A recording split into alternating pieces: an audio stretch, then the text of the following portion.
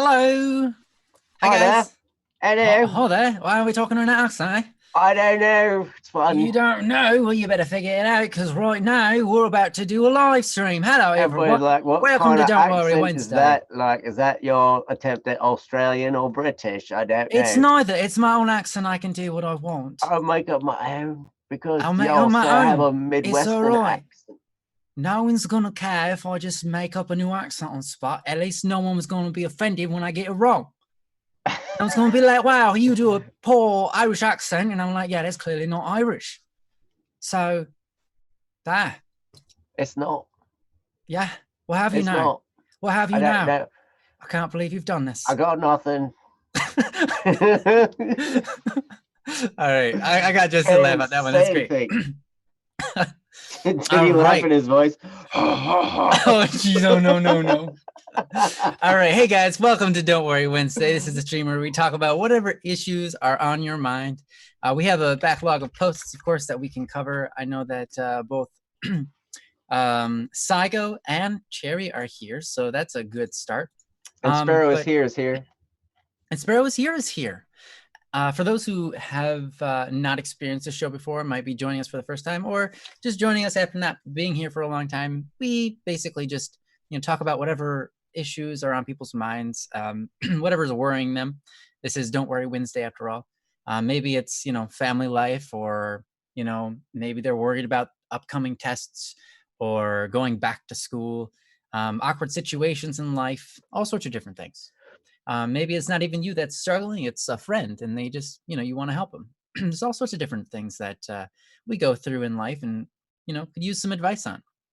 A lot of times uh, you know what to do in these scenarios, you just need a little bit of encouragement. So we don't give too much advice, but we try our best. We aren't professionals at that, so disclaimer there. Not psychologists or psychiatrists or psyches. um That Yeah, we are not. psychics. Psychics. That's the word I was going for. Oh yes, we're not that. Yeah, we're not psychics, and we're not psychos. Amen.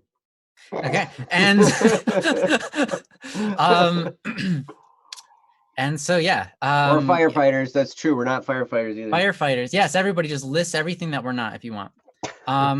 This could go on for a while. I'm not a train. So anyways, yeah, we're basically here to be a friend, to show some encouragement, and give a little bit of perspective. We've gone through stuff in our lives, and hopefully we can relate to you in some of these issues, and tell you how we might have gone through them in our own, how we failed through them most of the time, and then got out ahead somehow, because that's how life works. Not everything do you get to study before you actually take the test. Sometimes you just end up in an awkward situation and you're like, wow, now what? I failed that one. Jeez. And then you try to move forward from there. So yeah, that's about all I have to say. Welcome everybody. Thanks for joining us. Hey Rosie, hey Cherry. How's it going, guys? Oh, by the way, Princess is here with us.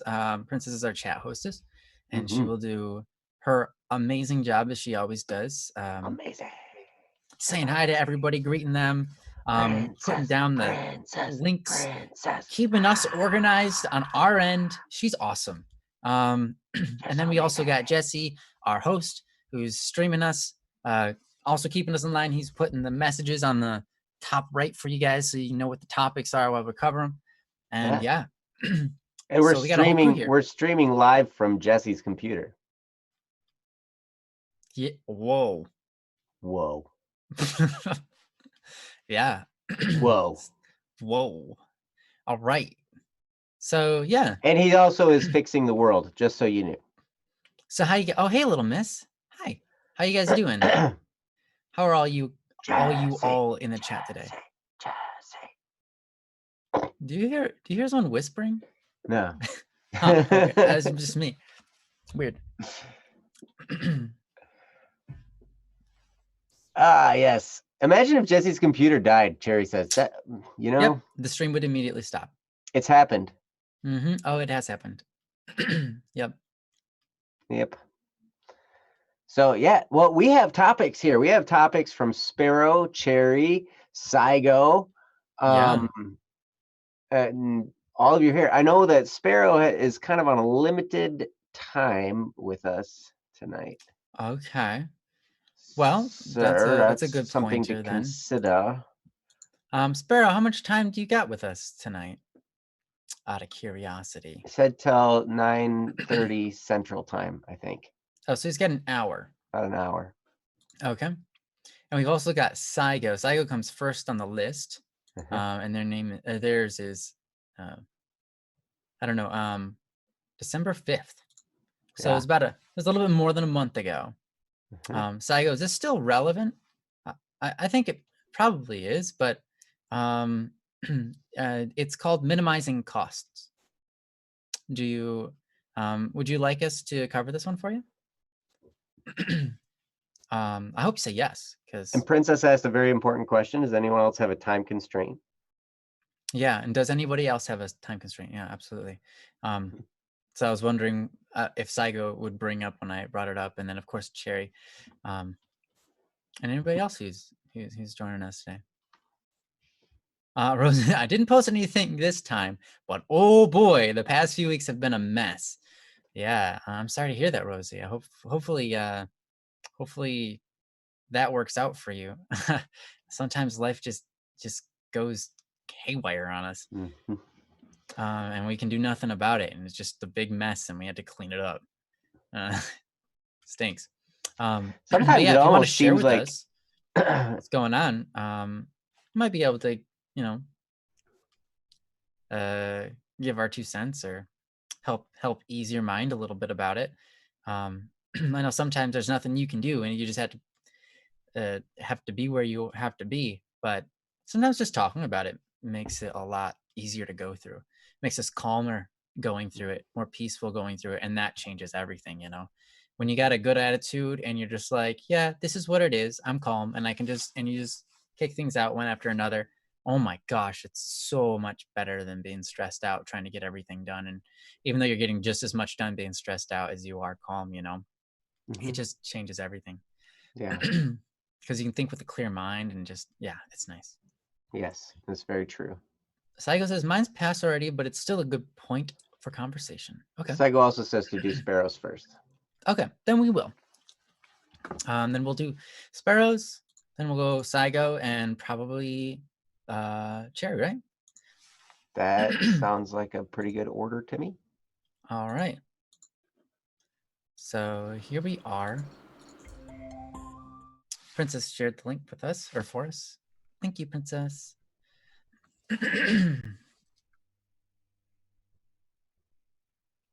Oh, welcome back, us. All right. Jesse said he temporarily broke it, but now we're back. Oh, yay! So, we didn't even know. Anyways, Jesse's computer didn't even die, and it broke. It's weird. Yeah. Why did you do this to us? Whoever messaged that before, Cherry. It was you, wasn't it? It's all right. We love you. We don't care. You can break it from time to time. It's okay. Yes, it's good. It's good for things to be broken. What would Jesse do if stuff technologically never broke? Yeah, he would not be as good at it. Oh my goodness. True that.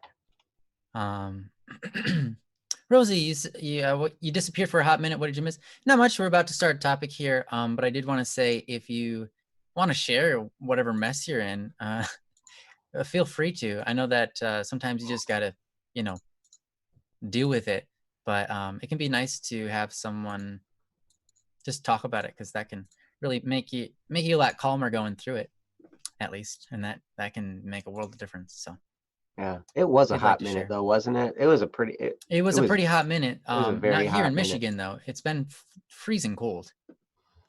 It was hot somewhere though, I'm sure. It was a cold minute for us, but I'm sure it was a hot minute for somebody.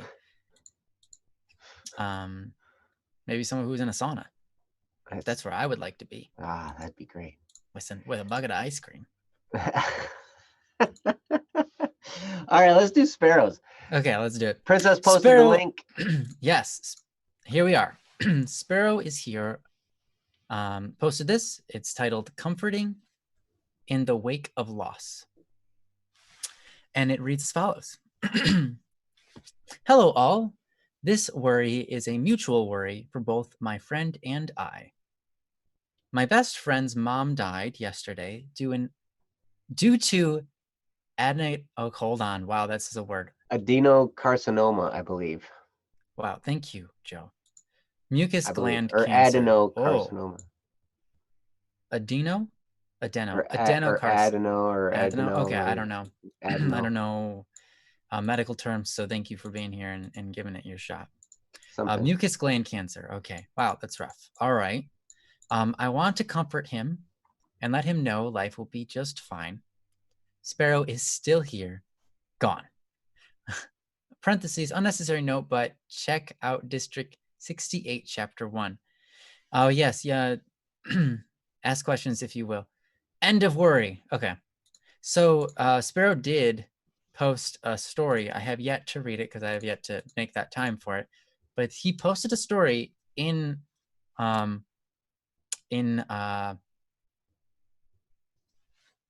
our website At bss.studio. that he wrote bss.studio. Yeah. Maybe I think Princess just shared it. So yeah, sometime I've got to read that, and anyone else who's interested, please do as well. All right, so here we go. Yeah, so you have your best friend and their mom passed due to an illness, which is a mucus gland cancer. Yeah, I can't imagine what that would be like. Have you ever like had a swollen gland? That sinks hard enough. I can't imagine having cancer. Oh, yeah, that's really rough. Anyhow, yeah, I know that Joe has had friends pass, and he's told stories about that before here on stream, and and kind of just being there for him. And so I'm gonna let him start this, and hopefully he can share some words of wisdom, in aiding you to help comfort your friend and helping him stay focused on life and being stable and clear-headed and continuing on and all of that, because man, it's so hard when this happens because Mhm. it's just so hard to just get your head on straight. Yeah. People just lose their minds, and that's normal. So I mean, don't expect to be able to just perfectly comfort him and just like all of a sudden everything's okay. And I know you won't expect that, but there are little things you can do. So um yeah, go for it, Joe. Well, like Ryan was saying, this is a very touchy thing. It's so hard, and part of the reason it's so hard, I mean, it's when it's untimely like this. I'm assuming she wasn't old, because um, if it's your best friend, I'm assuming that his mom, wasn't to the age where you would expect, somebody, hey, they've lived a nice long life, and so, hey. But so it's an untimely death, and it's hard. I mean, Yeah. I don't know details. I don't know if this was a long and arduous battle with cancer. And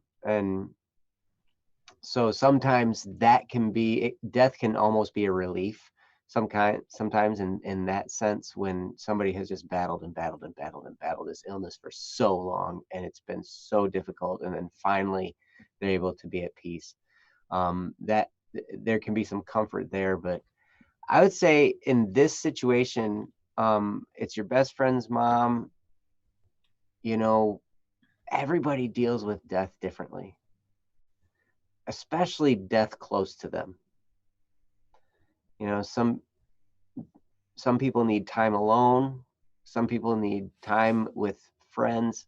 Sometimes people need time with family. Sometimes it really varies greatly from person to person. I generally process things alone, but I always like to know that I have friends available, and that, you know, when I'm going through a tough time, that I have somebody I can talk to. And so probably the best thing you can do right now is really, really, really be a good listener, and just really pay attention to your friend. Pay attention to how your friend maneuvers through this, because their needs are going to be unique to them. And if they need space and time alone, then it's okay. And just be there and be available for when they do want to talk. And if they need somebody to talk to, just listen. I remember talking to a friend of mine whose son died. I think I brought this up maybe even on the last stream. But I remember calling him and talking to him when I found out, and I said, "Man, I don't know what to say. I'm so sorry, and I really don't know what to say." And he said, "You know, sometimes it's not that you have something to say, but it's just that you're there." And so sometimes that's the best thing you can do, is just be there and not say anything. Be there, listen, don't offer advice, you know, especially now because it's so soon. But I think your friend, I think one thing that'll be so great is for your friend to know that they have a friend that's willing to be a companion as they go through this trial, because it's tough, and it may be tough for a while. And wow, Sparrow, I'm so sorry. I'm sure if this was your best friend that you knew his mom well. And so this I'm sure affects you as well. And I'm so sorry. My heart goes out to you, and I will be praying for both of you. Um, and her and the whole family and all this whole situation. It's so hard. So, but yeah, if you want to comfort him, then the first thing probably you need to do is pay attention to how he's handling it. Like what does he need to do to handle it, to go through the grieving process? Because like I said, we all kind of do things a little bit differently. So to pay attention to what he's doing and then adapt to that. And maybe you may not even know what to do. So it might just be the matter of trying something and seeing how it goes over, and making adjustments as you go. But undergird all that with just being there and listening, lots and lots of listening. So that's pretty much what I have to start with. Ryan, you want to take it from here, and do you have Sure. anything coming to mind? I have a little bit. I am very fortunate and lucky to have not faced this myself. I recently had a short scare of my mom being possibly having cancer, just very recently. But we all stayed positive, and the tests turned out that she doesn't have it. So we're good.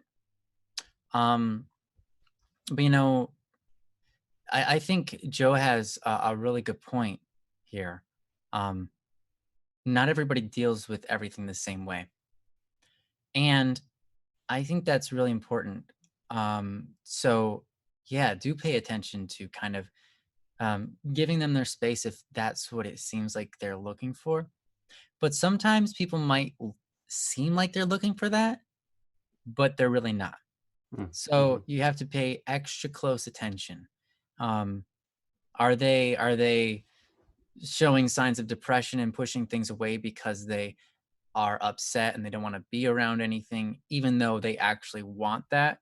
Um, Sometimes we go against our natural desire, or we have multiple desires at once and we don't know what to do and we're just shutting down, right? So yeah, pay really close attention to them and try to aid them the best that you can. And I think one of the best things you can do here is this. I'd like to point this out, and this is interesting.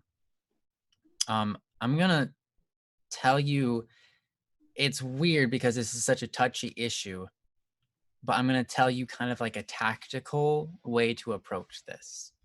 Um, and this is a way that you can always approach people when your intention is to comfort them, no matter what it is. Okay.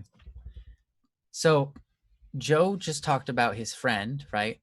Who said, doesn't matter if you say anything, it's just the fact that you're there, right? It's that you're putting that effort forward and you're just you're making time for me here. And that's a beautiful thing. I've been in situations where I've needed comforting in my life, right?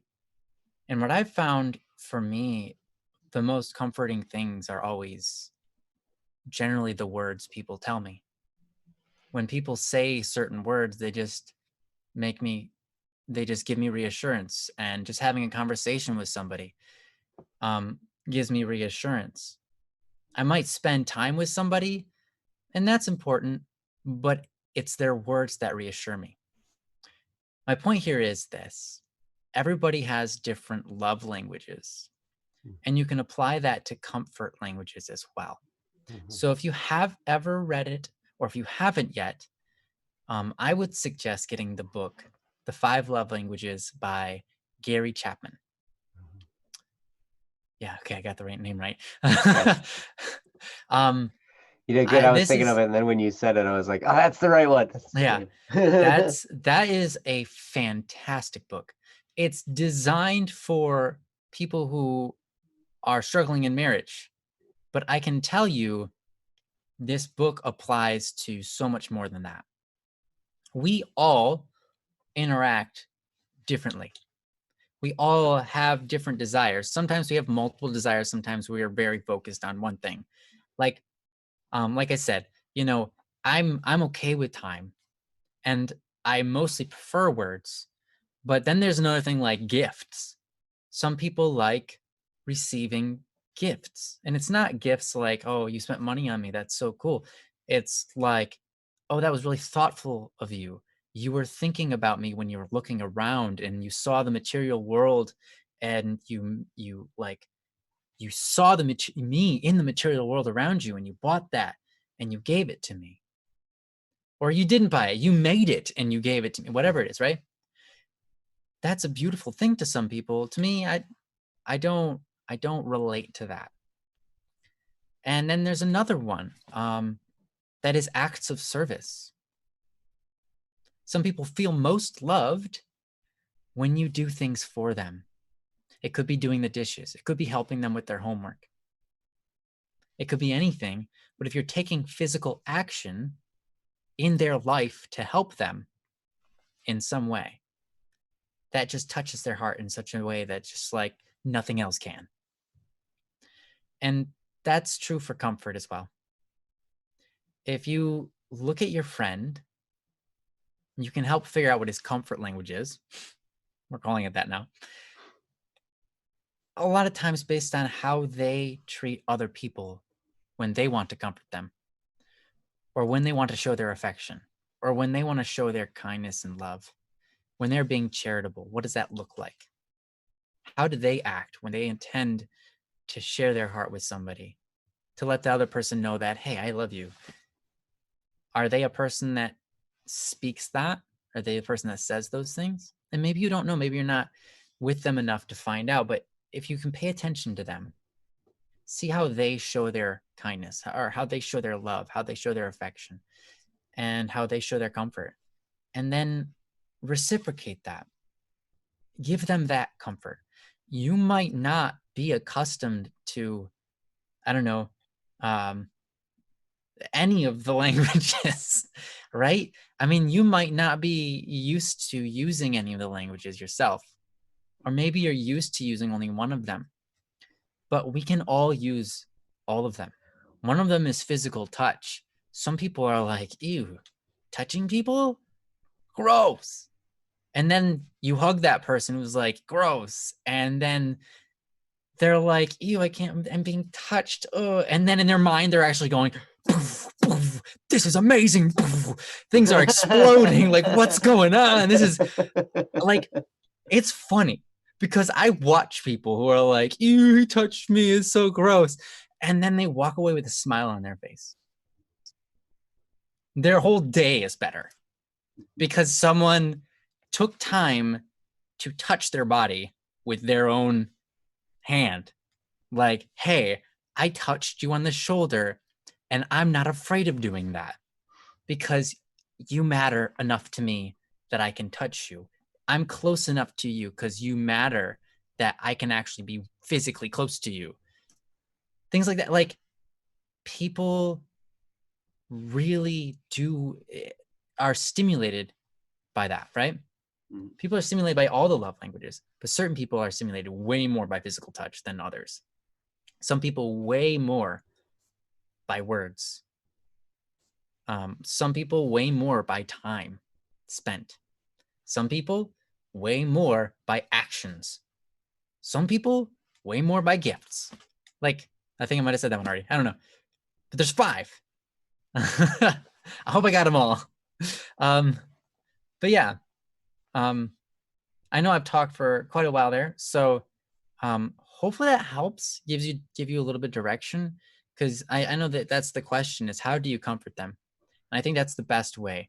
Figure out what they want for comfort. Mm-hmm. Is that quality time together with them? Just sitting, spending time, just sitting, being in the presence of each other. Because sometimes that's what some people need. It like, not like, hey, let's go see a movie, because then all your attention's on the movie. Mm-hmm. You're getting nothing done. Nothing, no interactions done. Acts of service, gifts, physical touch, words of affirmation, and quality time. Yeah, there you go. Yeah, I think you got it. Awesome. So yeah, some people just want a quality time. They just want you to spend time focusing on them and them focusing on you, right? And that will give them comfort, give them that feeling of love that they need in their life, that they're missing right now, right? And I can imagine, in that situation, not only would you be missing that, you'd probably be craving that. You'd be like, wow, missing your mother who gave you love, and now she's not there.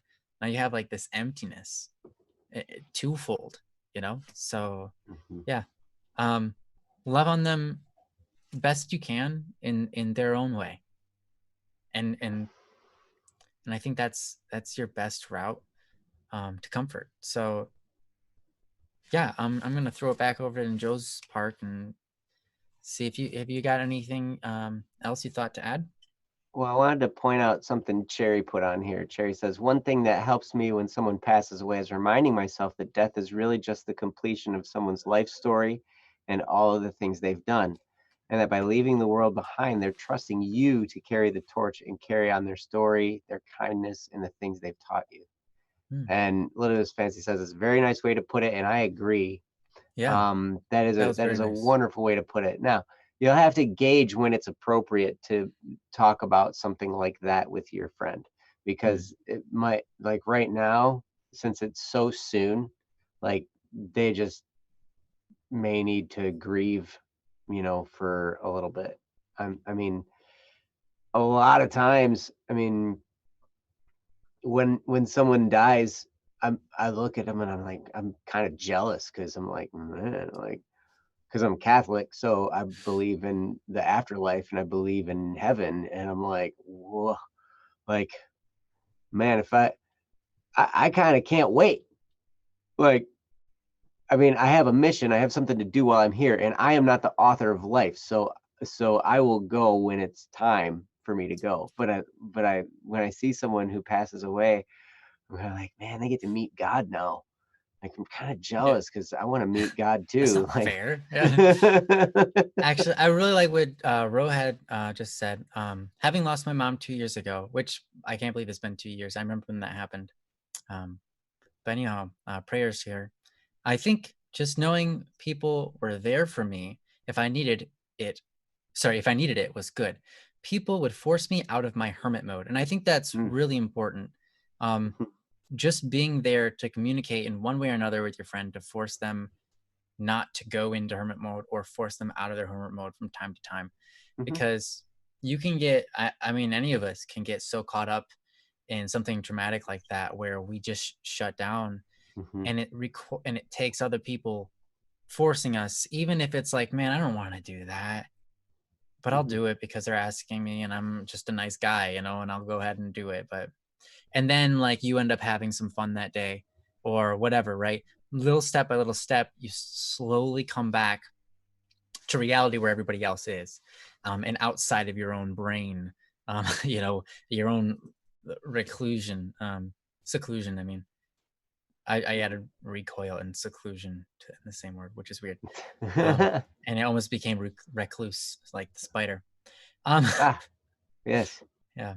But anyhow, yeah, I think that's important. Thanks, bro. Yeah. Row adds, if you keep stuck in your house, you end up being trapped in your mind with the negative thoughts. So Yeah, having people forcing me to interact helped me come back. That, yeah, yeah, absolutely. absolutely, absolutely. So, yeah, there's some. Everybody's being so helpful. It's great. Hmm. But Sparrow, hopefully, some of this can help. I know it's still in that shock phase, probably, and so you're a little bit. It's tough, and you know, but as time progresses, these are some great things to kind of keep keep back and be able Yeah, to remember, okay, this and this, and then maybe I can try this, maybe I can try this, and just really pay attention, like Ryan was saying, just pay attention to your friend and see what they're doing, where they're at, what seems to be going on. If it seems like they're shutting the world out, then maybe it's time to go in and say, hey man, let's go out and get something to eat, or let's go get something to drink, or let's go play some disc golf, or it's disc golf. I love you, Joe. That's awesome. I like disc Awesome golf. suggestion. I've never played it. It just looks great. It It's looks like a fun. great game. It's fun. I have not played in years, but I love it. Um, Yeah. but at any rate, like so maybe there's something there. But at any rate, Sparrow, understand that all of us are thinking of you and praying for you and your friend and your Hmm. friend's family and everything. And yeah, wow. Yeah. So hopefully some of that can help. So Yeah. I have one more thing to add, and that is, um, you don't want to be too pushy. mm, Um, it's important. Here's the thing: grieving, sorrow, sadness, these aren't evil things. They're painful, but they're not bad. They're not outright bad. They are something that we go through, and sometimes there's something that we need to go through. If you are forced out, how do I say this? You know that there are people, and you probably even know people who end up becoming alcoholics because they're trying to force away some kind of pain, mhm, trying to get away from some kind of sorrow, trying not to confront that past event that they just need to go through. mhm, That pain creates healing. So they need to have time to go through that. mhm, It's not your job, and it would be a sad thing if you prevented that. It's not your job to prevent sorrow or to uh, alleviate that pain for them. It's not your job and it's not your responsibility. You want to comfort them, and that's awesome. But don't take that away from them, because that can be something that changes their life in ways you don't even understand. mhm, And if you don't allow them to go through that because you're being too forceful, you might take something away from them that you know, they end up pushing back to the back of their mind for years and years and years, and never end up really confronting. And they end up with all sorts of really weird issues later on in life. mhm, That, and I know a lot of people who've done that. I know a lot of people who've gone through traumatic situations, pushed it off because they didn't want to confront it. They didn't want to, discuss it with themselves or reflect or figure it out. And then they just push it back, push it back, push it back. And then years later, they end up with all sorts of different, crazy situations, crazy things where they don't like themselves, or they don't like their family, or they, have physical disorders because of stress, because they never went out of their way to actually de-stress. So you need to distress. You need to have that time to go through the pain and then let it go, right? So ultimately, Sarah, I'm just saying that as a side note, as a precaution. Don't go too far out of your way so as to take pain away from them and cause harm by doing so. Mhm. But that being said, I trust you'll do the right things. And I hope the best for them. And prayers are with them and their mom. And yeah. Thanks, Sparrow. You're awesome. Thanks for sharing this with us. And yeah. Yes, thank you. Mhm. Hopefully some of that was helpful. You can grasp a few things in there and make a meal out of it, so to speak. Yeah. And you can listen to it again if you feel like it. Uh-huh. Yes. Yeah. So, So yeah, what do we say we go into the next one? Um, yes, let's do.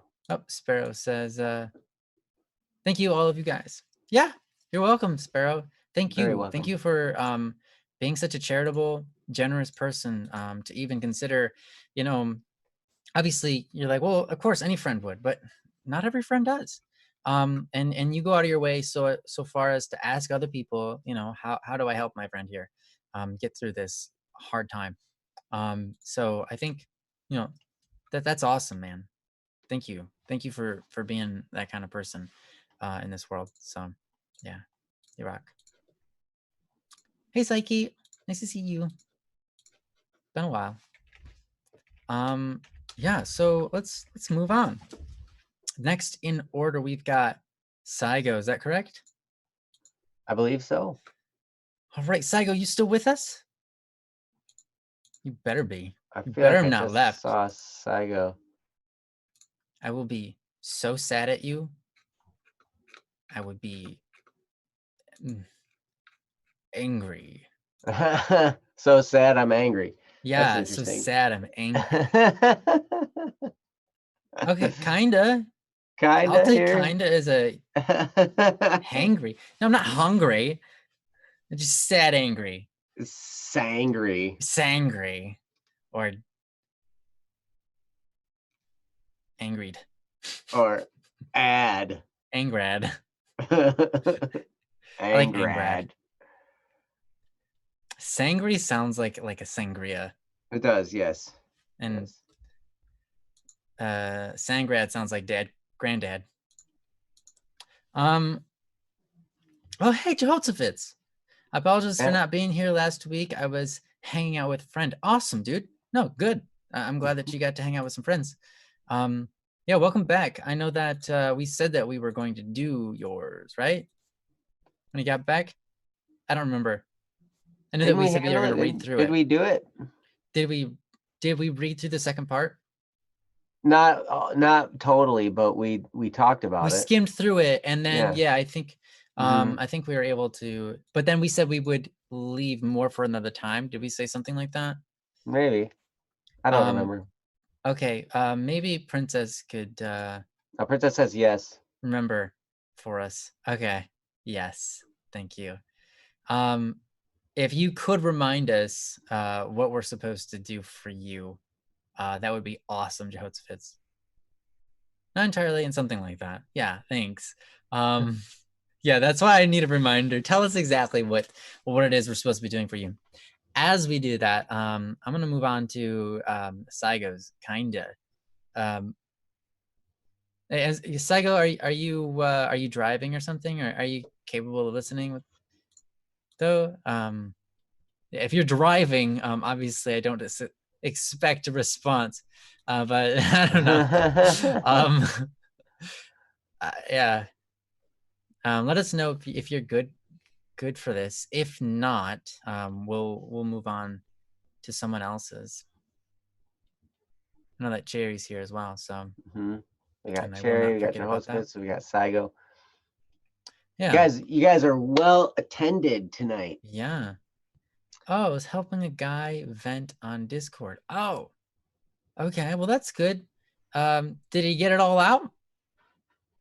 Did he let off his steam? But the combo has died down already. Okay, cool. All right. Well, thanks for doing your charities there, Saigo. You're awesome. I will then proceed with the topic.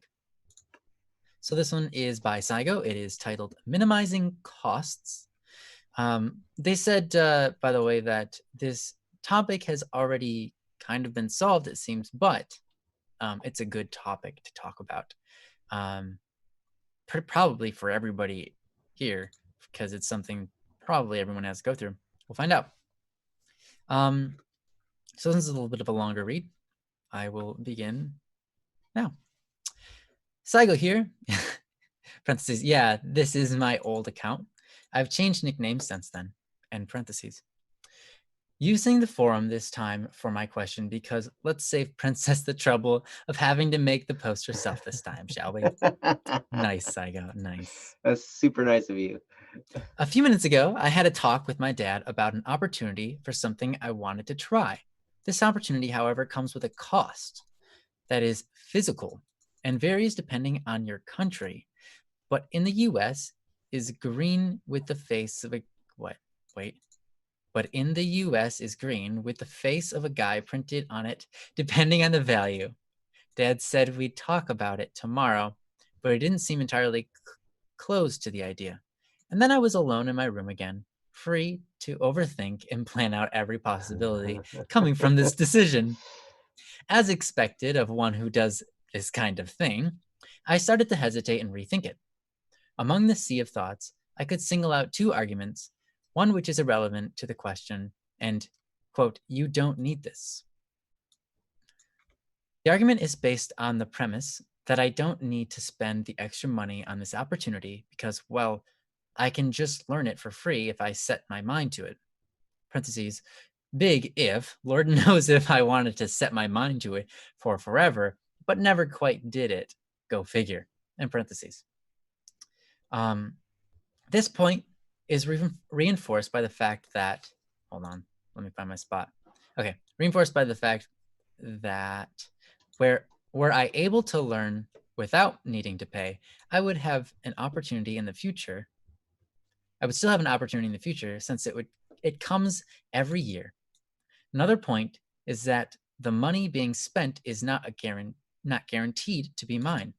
Since the little I have, which is my own, comes only when fate decides to throw me a malfunctioning laptop or a smartphone that someone needs fixed, which happens about as often as something that doesn't happen often. I couldn't think of a good comparison. Help me out, Akil. Nice. Notice how both of these points center on the cost, that taking the opportunity would have either as something that could have zero cost instead, or as something which could have its cost covered by another person instead of myself. Other than that, I could also consider not getting some parts I need for my PC in order to save money. However, where I try to learn on my own, those parts would be of great help for me, which makes me think it might be an attempt at self-sabotaging or a self-sacrifice for the greater good of saving expenses for Dad. Either way you choose to see it, the fact is that it is me dropping a perceived opportunity in order to reduce costs. One last thing before I close it off with a summary. I also realize every time this comes up, which is often enough for me to think, well, here you go again. The point that holds me the point that holds the most weight are the ones that involve others covering the cost for me. If it wasn't the fact that acing my English classes is guaranteed and that it is sure to give me an edge on job hunting, I wouldn't have even considered bringing up the possibility of it to Dad, because why should he be paying for this? Also, yes, costs are a big thing. Brazil is kind of terrible at economy, and it's not getting any better anytime soon. Mm. In summary, how do you balance out minimizing costs against seizing opportunities? Status update. I've dropped the idea. The cash would be better invested in something else, or at least that's what I've conceived myself of. Convinced. Convinced, that makes way more sense. Convinced myself of. The issue then comes from my inability to police myself to actually learn it by myself. The active guidance of someone, a mentor, which would have been, which would have been the case, and yes, it's coming directly from those involved with the scenario, would be involved for me to actually go through with it. But ironically enough, I tend to try everything myself, which ends up a few hours of doing absolutely nothing instead of learning. Although I'm getting better when it comes to that. At a snail's pace, but I am. All right. Thank you. Thanks for writing this, Saigo. You're awesome. And thanks for sharing the story with us. Yeah. And I know Brazil is not necessarily the best, economically speaking, kind of behind, and that's that's all right.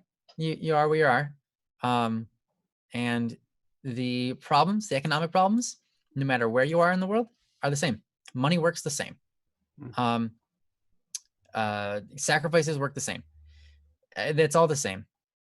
So this is a great topic. It's relatable to everybody in the world who will eventually have money, or have other people trying to give them money, or give them opportunities. But you are being considerate of their own personal economies and things like that. So great question. And I think it's very considerate of you to, I know lots of people would normally just jump at the idea of, oh my gosh, my mom's paying for it, I'll do it. Or my dad's paying for it, I'll do it, right? Without giving it a second thought at how that might affect their parents' own financial situation. So I think it's very, very mature of you to think about that when they're giving you an opportunity like this. And yeah, I think it's a good question overall. How do you figure out what opportunities to take at what costs? Right. So yeah, and yeah, that's a very complicated thing. Hopefully we can kind of figure it out ourselves within our heads in the next couple of minutes and give it to you in a neat little package. Yeah. Because there is a whole industry out there about that. So Yes. they make a lot of books. So yeah, and Joe's read them all. No, Joe's read a lot. Oh, I have not read all of them, that's for Yeah. sure. They keep coming out with more of them. Yeah, I know. Anyways, I'm gonna hand it over to Joe. Joe's gonna be more informed of this topic than I am. He makes more executive decisions on his life and opportunities and things like that than I do. So I'm gonna give it over to him and give you the best first, and then we'll save the worst piece of cake, the cake the part that no one wanted last, and that's me. Well, thanks for that intro. That was interesting. But anyway, I love this topic because there are opportunities all over the place, right? I mean, we have opportunities that cross our path all the time. We just don't notice a lot of them, right? And you've talked about this being an opportunity that comes around every year. And so that's pretty cool. So it's like by saying no this one time, it didn't shut everything down for the future. Like it sounds like it's still going to be presented again in the future, and you'll have another chance. So it's not like it's a once in a lifetime, oh my gosh, it's here today, gone tomorrow, we'll never have it again. And then, man, it would have changed my life totally, and I missed it. You know, I have missed opportunities, and life goes on. I've taken opportunities and failed at them, and life goes on. And I try and learn from every experience. So I love your approach to this because it's so mature. Because what you're saying, how do you balance out minimizing costs against seizing opportunities? And really, that's the question. And you ask yourself that question at any time you're weighing this out. Like, it sounds to me like, okay, I can get the information somewhere if I want it, if I set my mind to it, but I haven't really done that. Sometimes investing in something is what actually gets you to set your mind to it, because now you have skin in the game. Now you've worked and you've paid money for something. And so now, man, I paid money for this thing. I better use it. You know, I've paid money for things and then not used them, and then it's just a waste, you know. But if you have somebody else pay for it, now you've removed your skin in the game. While it could be nice to have another person, you know, help out, if somebody else just buys something for, I'll just make it myself as an example. If somebody buys something for me, I'm thankful for it, but I don't value it as much as if I put in the effort and worked and paid for it. And now it's like, now it's something. Now, information is something I consider very valuable. And I will spend money on education to educate myself. That's why I've read so many books. I'll buy books, right? Or I'll buy Audible books and listen to them. And so, because I know that even though I could sift through the world of information and figure out things, I would have to sort through so much in order to get the right information that's relevant to what I'm dealing with. And so when I find somebody who has information and I trust them as a source, and they have something presented that I can buy from them, if it's something that, you know, is going to make an impact in my life, I'll buy it. I remember years ago, I think it was, I think 5 years ago, I was ridiculously out of shape. And I started doing a little bit of research. Okay, like what kinds of stuff can get me in shape, not take up a whole lot of my time, and that's effective, you know. Because I was busy. I've always been a busy person, and so I don't have a whole lot of time to exercise. But I wanted to make it a priority. I wanted to start doing it, and I wanted it to be effective. And I learned about something called high intensity interval training, HIIT workouts. And those are about, what I learned was those are the most effective workouts for short periods of time, like to fit into a busy schedule. So then I found a program put forward by these two guys out in Arizona. They just put out this program called HIIT Academy, and I ended up buying it. And it was like $20 or something like that I bought this workout program for. And then I had to buy an app, like a timer app.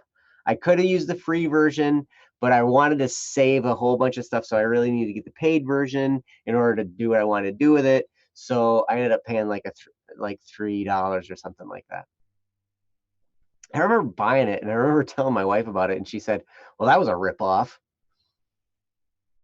And you know what? I have used that program. That program has lost me, I don't know, I think I lost 30 pounds, you know, the first time I did it, or maybe between the first 2 cycles that I did it. It's just an 8-week program, but I lost 30 pounds. I'm way more healthy. And every time, like This is 5 years later, and it's only an 8-week program. And I know that anytime I want to, like if I feel like I'm getting out of shape, I need to lose a little bit of weight, I will go to that program. So I have gotten 5 years of mileage out of this program that I was told was a ripoff. And so that was an opportunity that I was like, I took it. People told me it was stupid, but I did it. I made it work, because what they said was true in this program. And it's just a matter of how well you use it. That's the real key. It's only valuable if you use it, no matter what it is you're buying.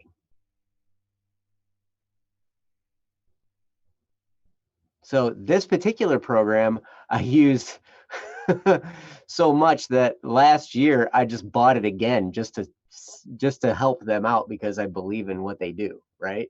Like it's the same program, but I bought another copy of it because I was like, I want to help these guys out. I just want to give them money because they do such a good job.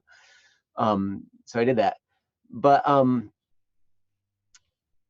one thing to consider if you're considering buying something or buying into an opportunity or purchasing a set of information or anything like that is how much do you think you're going to use it? You can think of a tie, like a tie you buy, or a shirt. Like this shirt. I don't know how much this shirt cost because it was a present. Let's say $20 again, right? If I wear this shirt once, it's worth $20. If I wear it twice, that's $10 per wear. 4 times, that's $5 per wear. So I'm getting more and more value out of it the more I use it. And you can think of that in any type of purchase you're going to make. How much are you going to use this? And can you squeeze more value out of it by using it over and over and over again? That's something to ask yourself. And it sounds to me like you made the decision to drop the idea and figured the cash would be better used somewhere else. That's a very mature decision too. And one thing that you did that's so powerful is you said no. You weighed your options. You thought about it. You considered things. You weighed it out and you said no.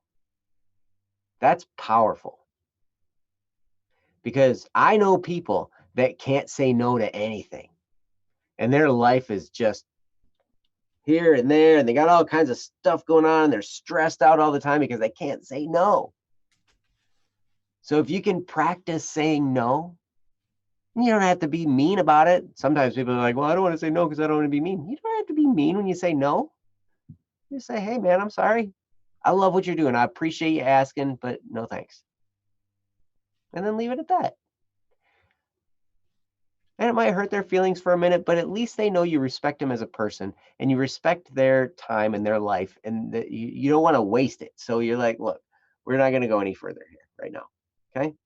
Maybe in the future, but right now, no.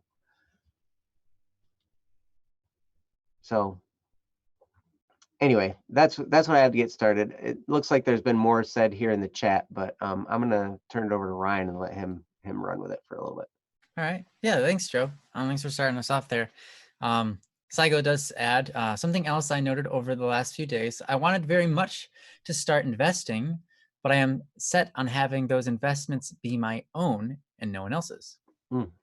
I realized it when my father was talking about college, and I noticed I didn't want to start college just yet because I am set on having my own money on it.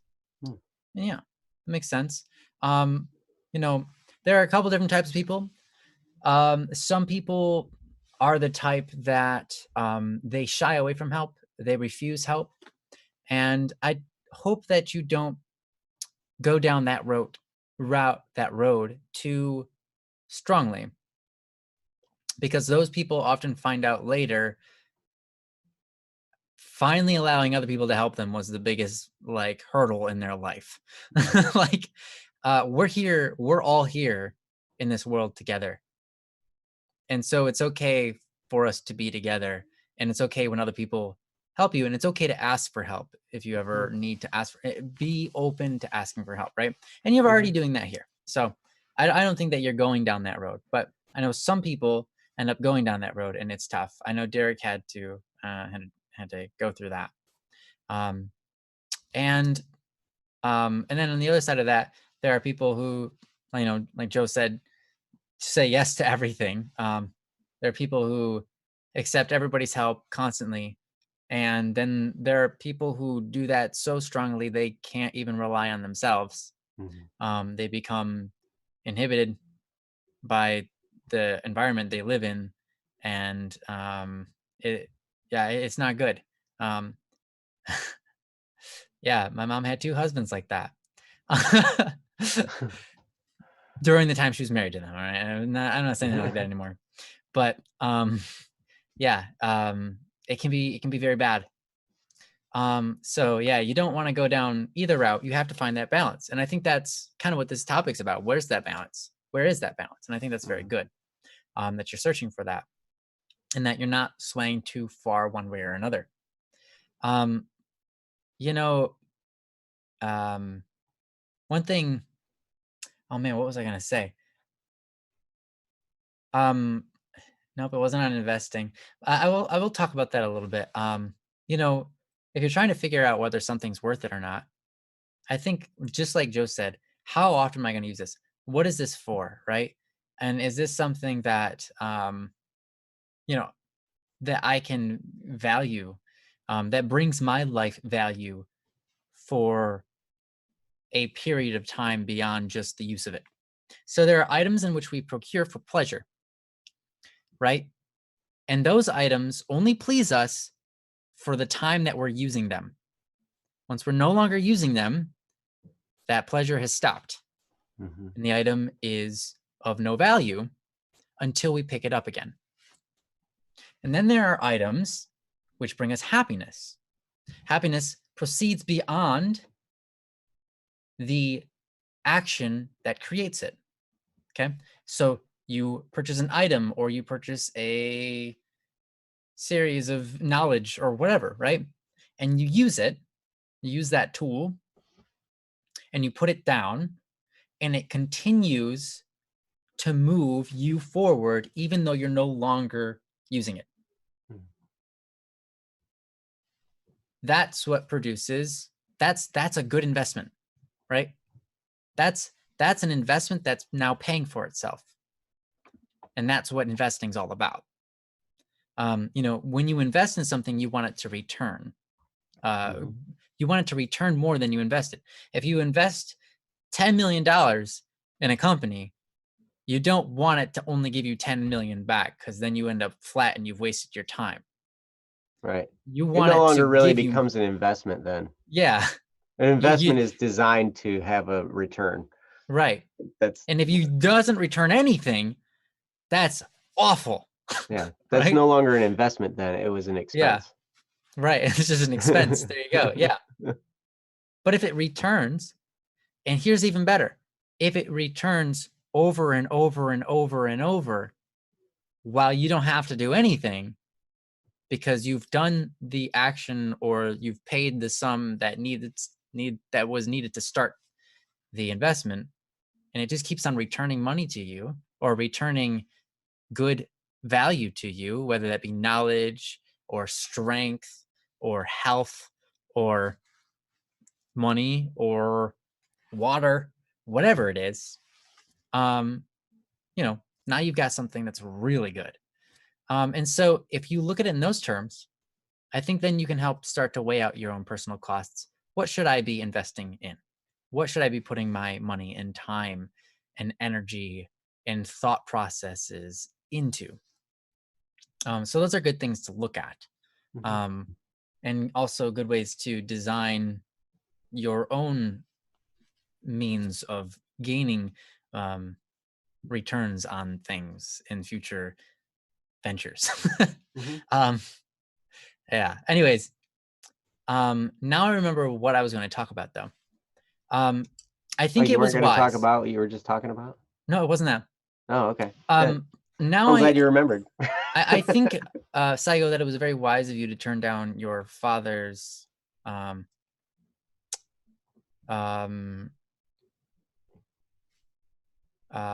gift. And that's because of this. If you knew, and if you already knew for a long time, and you were capable of seeking out that information that you wanted to learn for free, but never did, it's quite likely that when someone else buys that for you, you might start it up, but your ability to continue all the way to the end of the program to learn everything and then continue that so that it stays in your head, the chances of you doing it all the way to the finish are very slim.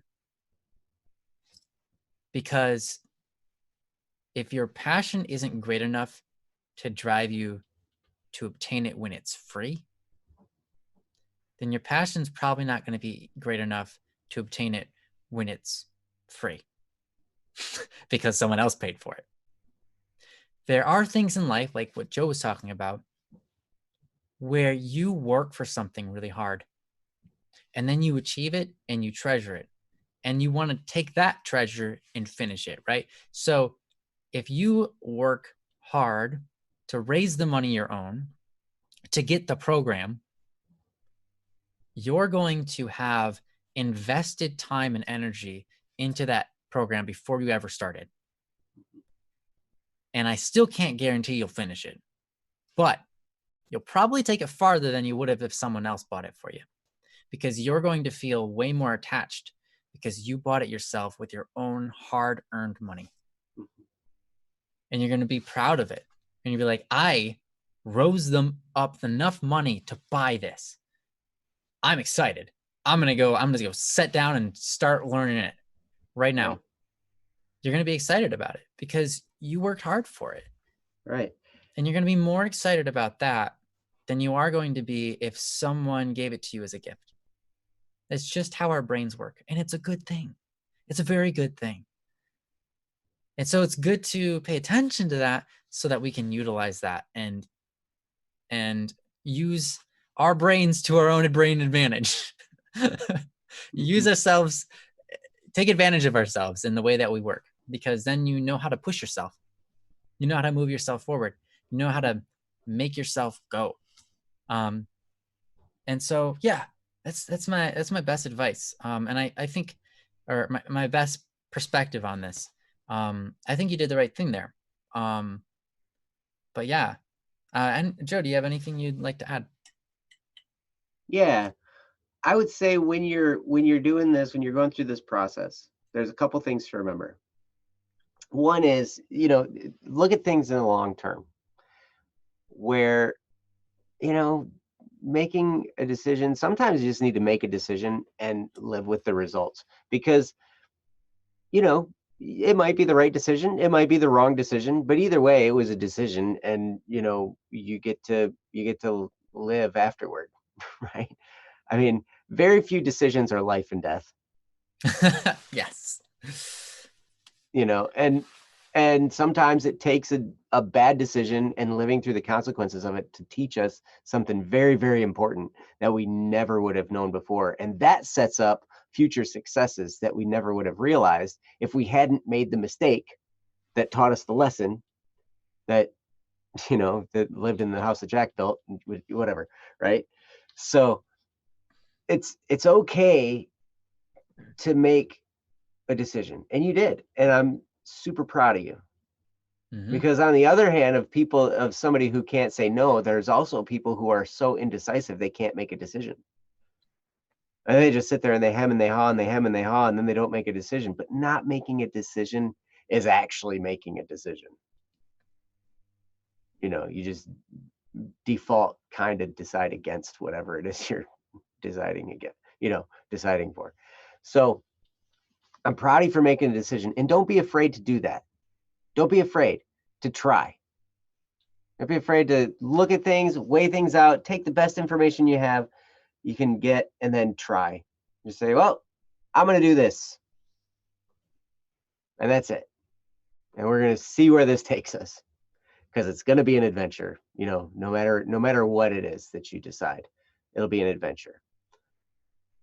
And along with that, think to yourself, what makes me come alive? What makes you come alive?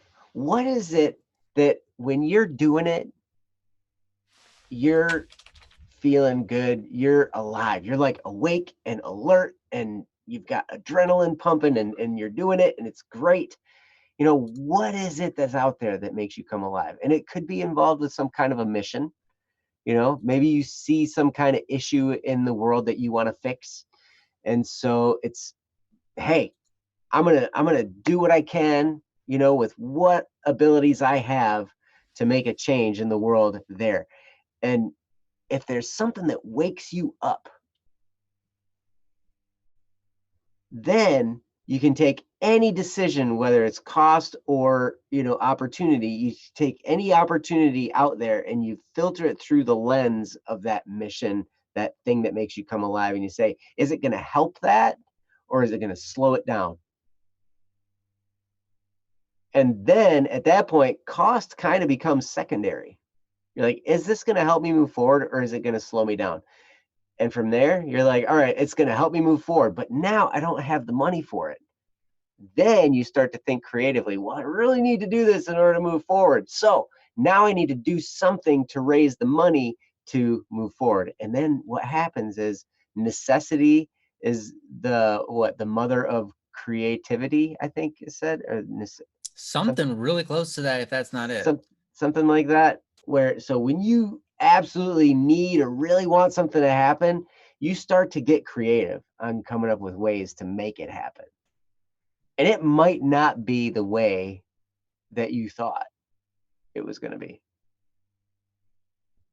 There are avenues all throughout life. There are choices and forks in the road to take. And they all lead to an adventure. But really, the thing to remember, what makes you come alive? And what's going to keep you close to God?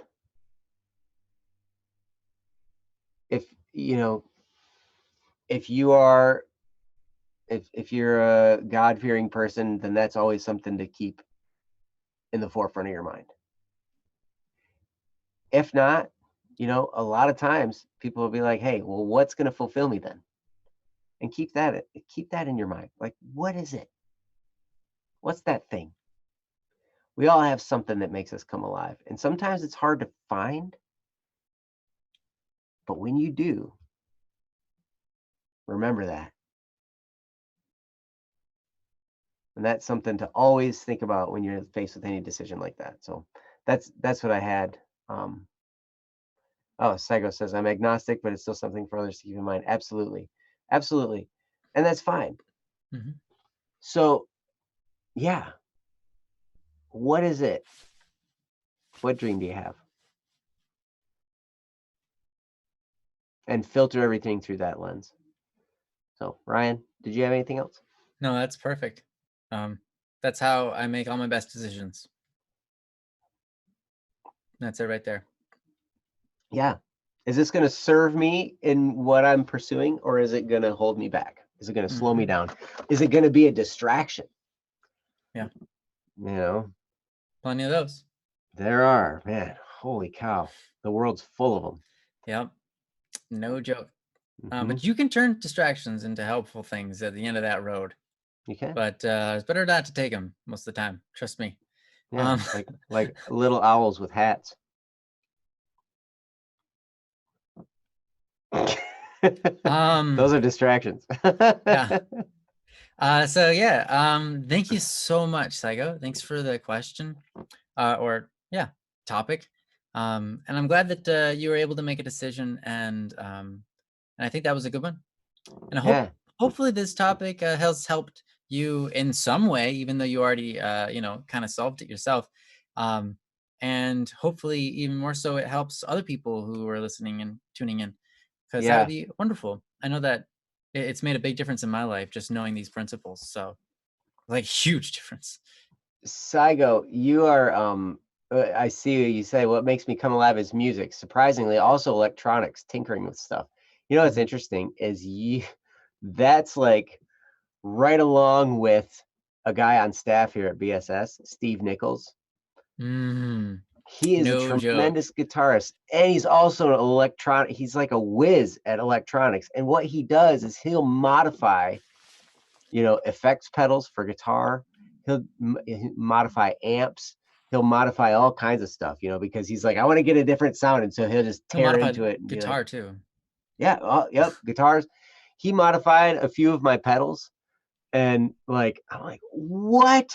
Like, blew my mind how much, you know difference it makes in the sound. And Yeah. also he's like, so he'll buy a pedal and he'll be like, nah, I didn't buy the pedal for what it is now. I bought the pedal for what I could turn it into. Yeah. For what it has inside of it. And then I bought these 15 other parts from other little like Radio Shack and other things like little, and it only Yep, cost me like $3 altogether. So I'm like, dang, yep, dude. Yeah, he's something else. It's amazing. yep. So best of luck to you, Saigo. And Hmm. wow, I'm super proud of you for going through the mental exercise of making the decision. Hmm. And hey, now here you are, and more opportunities are going to come your way, and hopefully some of this can be helpful. Cool. All right. I will tell Thank you. Steve that you think he's awesome. Yeah. Yeah. All right. Will do. You can go to bss.studio and you can send him a private message because he's on there. Sure. All right. So we promised Cherry would be next, but I see that Angel Music is here as well. So Angel Music, if you stick around long enough, we should be able to get to yours, Mm, as long as we, as long as we're able. We still have time left. mhm. So um, we've been doing topics pretty good so far. So yeah, um, let's hit this one up. Cherry, known as Atlas on this post, and it is titled Impossible. Cool. You said I forgot what I Yeah, said in this post. we'll remind you. We'll remind you. Yeah, I was actually just about to ask you if you were ready, but you know what? It sounds like you're ready, so let's do it. This is titled Impossible, and it reads as follows: I've been doing my best to keep everyone happy, and I've been able to maintain my happiness and guard myself from others' negativity and hatred. Even in the moments where I'm like, oh, this sucks, I still stay happy because I have hope. I don't think I've ever been this happy before. It feels amazing, and it's been this way for a little while now, at least longer than it's ever been before. That being said, I feel like chasing something impossible for the excitement of chasing something with the odds against me, so that I can keep trying towards it until I conquer it. Is that strange? Cherry finishes No, with, is that strange? And absolutely not. no. Um, yeah. Um, I would like to share a short story and then pass it on to Joe real quick. I've shared the story, and you might even remember this, Cherry. One time I was sitting there, and everything in my life was just coming together. Everything was awesome. I'm like, I got no problems. That's generally how I am, anyways. Because I don't see problems as problems most of the time. I'm just like, oh, that's a problem. Oh, that's what that is. Oh well. I just totally zoned that out. Like I had no idea it was even there. um, because that's what I do. But anyways, yeah, everything was great. So I was like just grooving along, making music, and everything's coming along great. And I was like praying one day, and I was like, God, the way this is supposed to work between like me and this life and you and everything, I'm supposed to be encountering struggles Ooh, so that I can grow, and I want to grow. Like, I get that I'm happy here, this is cool, but like if you could just throw a little bit of struggle at me, That way I have like, just like, because I can take it. I'm awesome, God. And like, no matter what, like, whatever you send, like, it's cool. Like, I get it. I'm supposed to be growing. How come you're not giving me it? I'm supposed to be here, in this world, becoming better and better and better. And what are you doing, God? Like, where's the problems? Go ahead, just give them. It's all cool. It's all cool. I'll still be your friend, Um, and so then I got a girlfriend.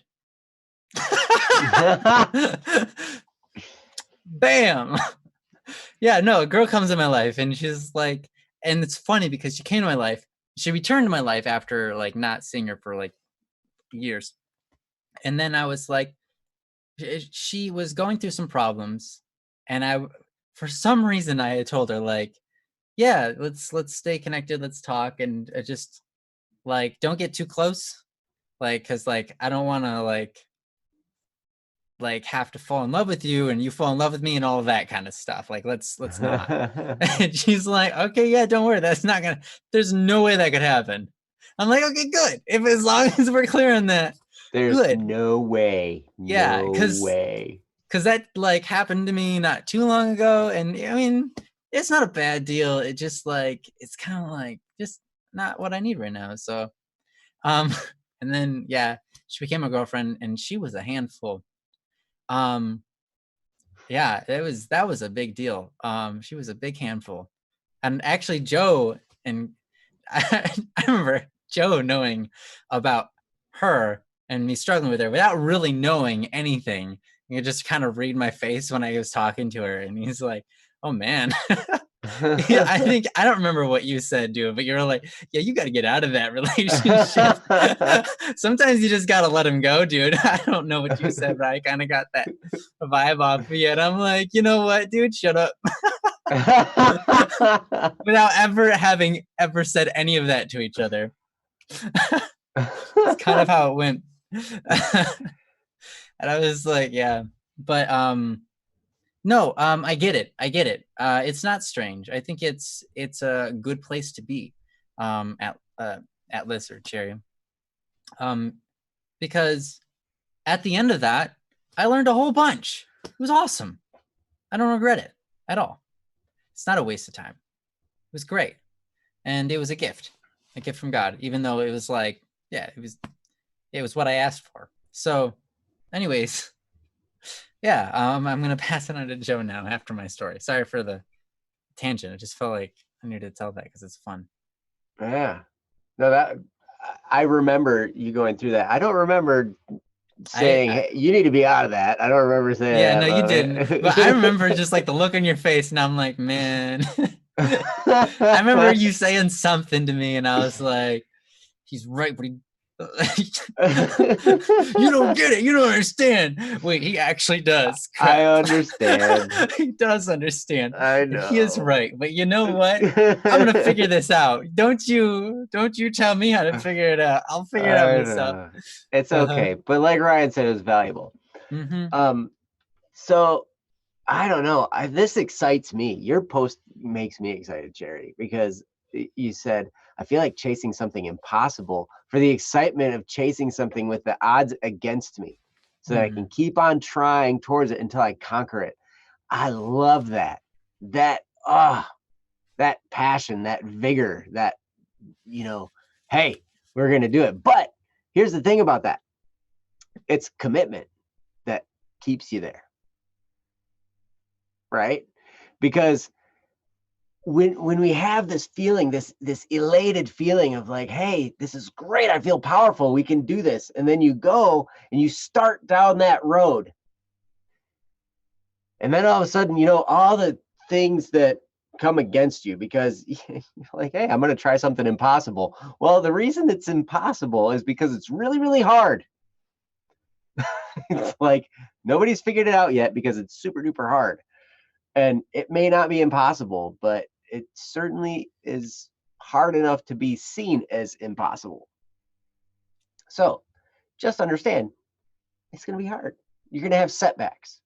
You're going to get nailed. You're going to have distractions. You're going to have derailments. You're going to have all kinds of stuff. You're going to be like, I was sitting there, I was like jamming, I was like clipping along, I was doing inspections, right? And so basically I'm driving all over the place, right?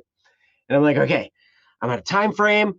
I look at my route and I look at what time it is, and I look at what time I have to be at the school to pick up my kids to take them to martial arts. And I'm like, okay, I can do this and this and this and this and boom, boom, boom. And I'm like, all right, as long as I stay on this schedule, it's going to be great. And I was just clipping, man. I'm like, yeah, this is going to be good. I'm hitting it. I'm hitting it. I'm hitting it. And then all of a sudden, the train. I'm driving, and the little train lights come on, bling, bling, bling, bling, bling. Dude, oh my The gosh. little arm goes down. I cannot tell you the amount of times I've done that too. Yep. And I was first in line. I was right there, man. I was right in the front. Right in the front. The arm goes down in front of me like, hey, sweet. I look down. It's not a very long train. It's like a train with like 5 little cars attached to it, right? But it's practically stopped. Like it's going so slow. It's like barely just getting going, and it just crossed that little threshold, the little sensor thing to trip the thing to make the arms go down. And it's just long enough that I could wave at the engineer and he could wave back, and we could look at each other for a little bit.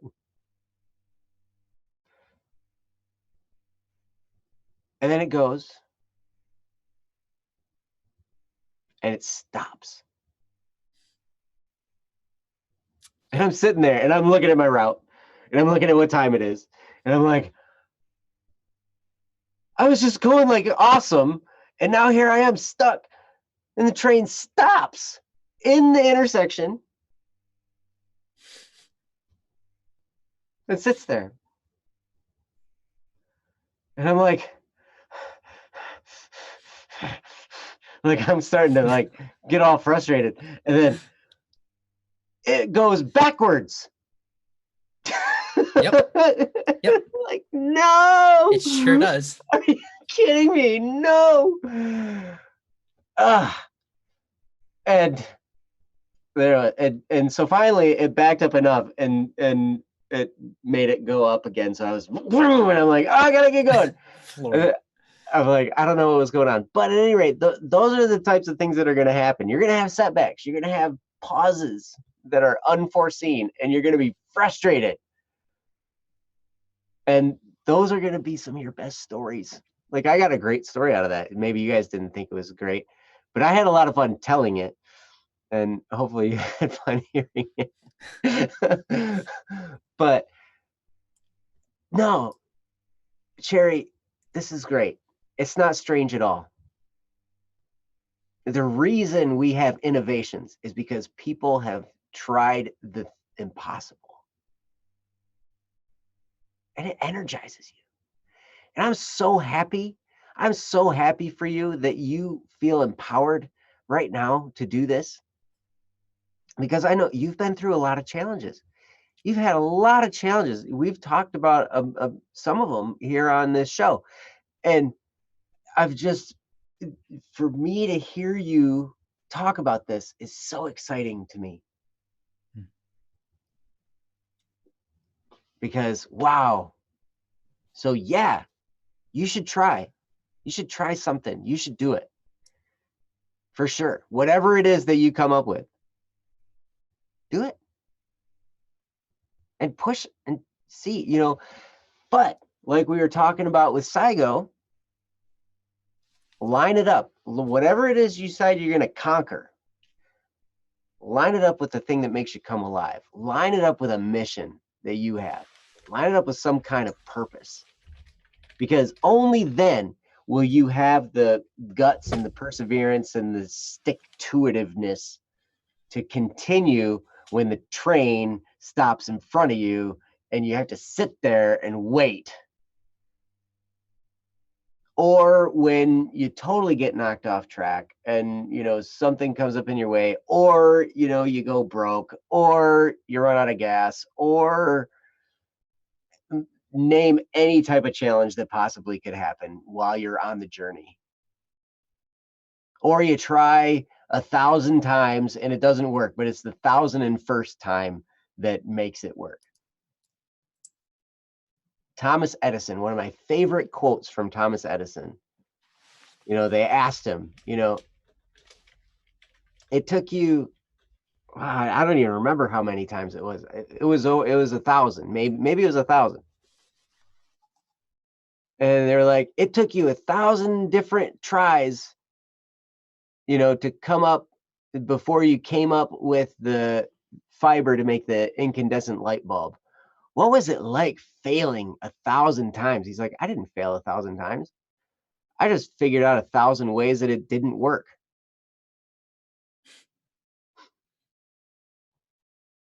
It's like, okay, that's great. So if you can keep that attitude where it's like, okay, maybe this one's going to work. Maybe this time it's going to work. Oh, it didn't work. Well, push that one aside. Let's try a new approach, and continue like that.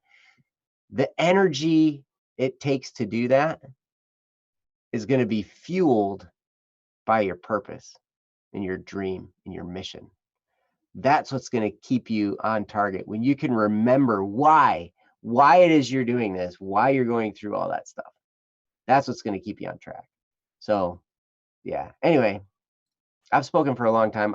I apologize for that, but at any rate, I'm happy for you. It's not strange at all, and I'm excited to hear what you decide to do. So, Ryan, take it away from me, please. Yeah. If this is still your state of mind, man, you've stumbled upon something that is a pivot point in your life, because this sensation, this moment is a moment that propels you into the future. Mm-hmm. It is yes one of those moments that any great person that does anything outside the norm and is like changes the world has to go through. Mm-hmm. And it's not a painful thing. It's just an inspiring thing. And so you've achieved that. And I think that's awesome. And that feeling comes again and it pops up here and there, but it's all about setting up your perspective and attitude first. You have to have the right perspective and attitude before that ever clicks. Once that clicks, now you've got something really, really like treasure that everybody's looking for. Seriously, it's awesome. Mm-hmm. But yeah, so I'm proud of you. That's really cool. One side note, I remember one time I had an inspection. I had to do like it was timed. It was an insurance loss. You have to be at their house at a certain time or at a certain time frame. And I'm going there. Everything looks good. And then I pull up or get like into their subdivision, and it's got a train track before you can get in. And it's the only way in, and the train comes, right? And I'm like, no, okay, whatever. Well, I'll just wait it out.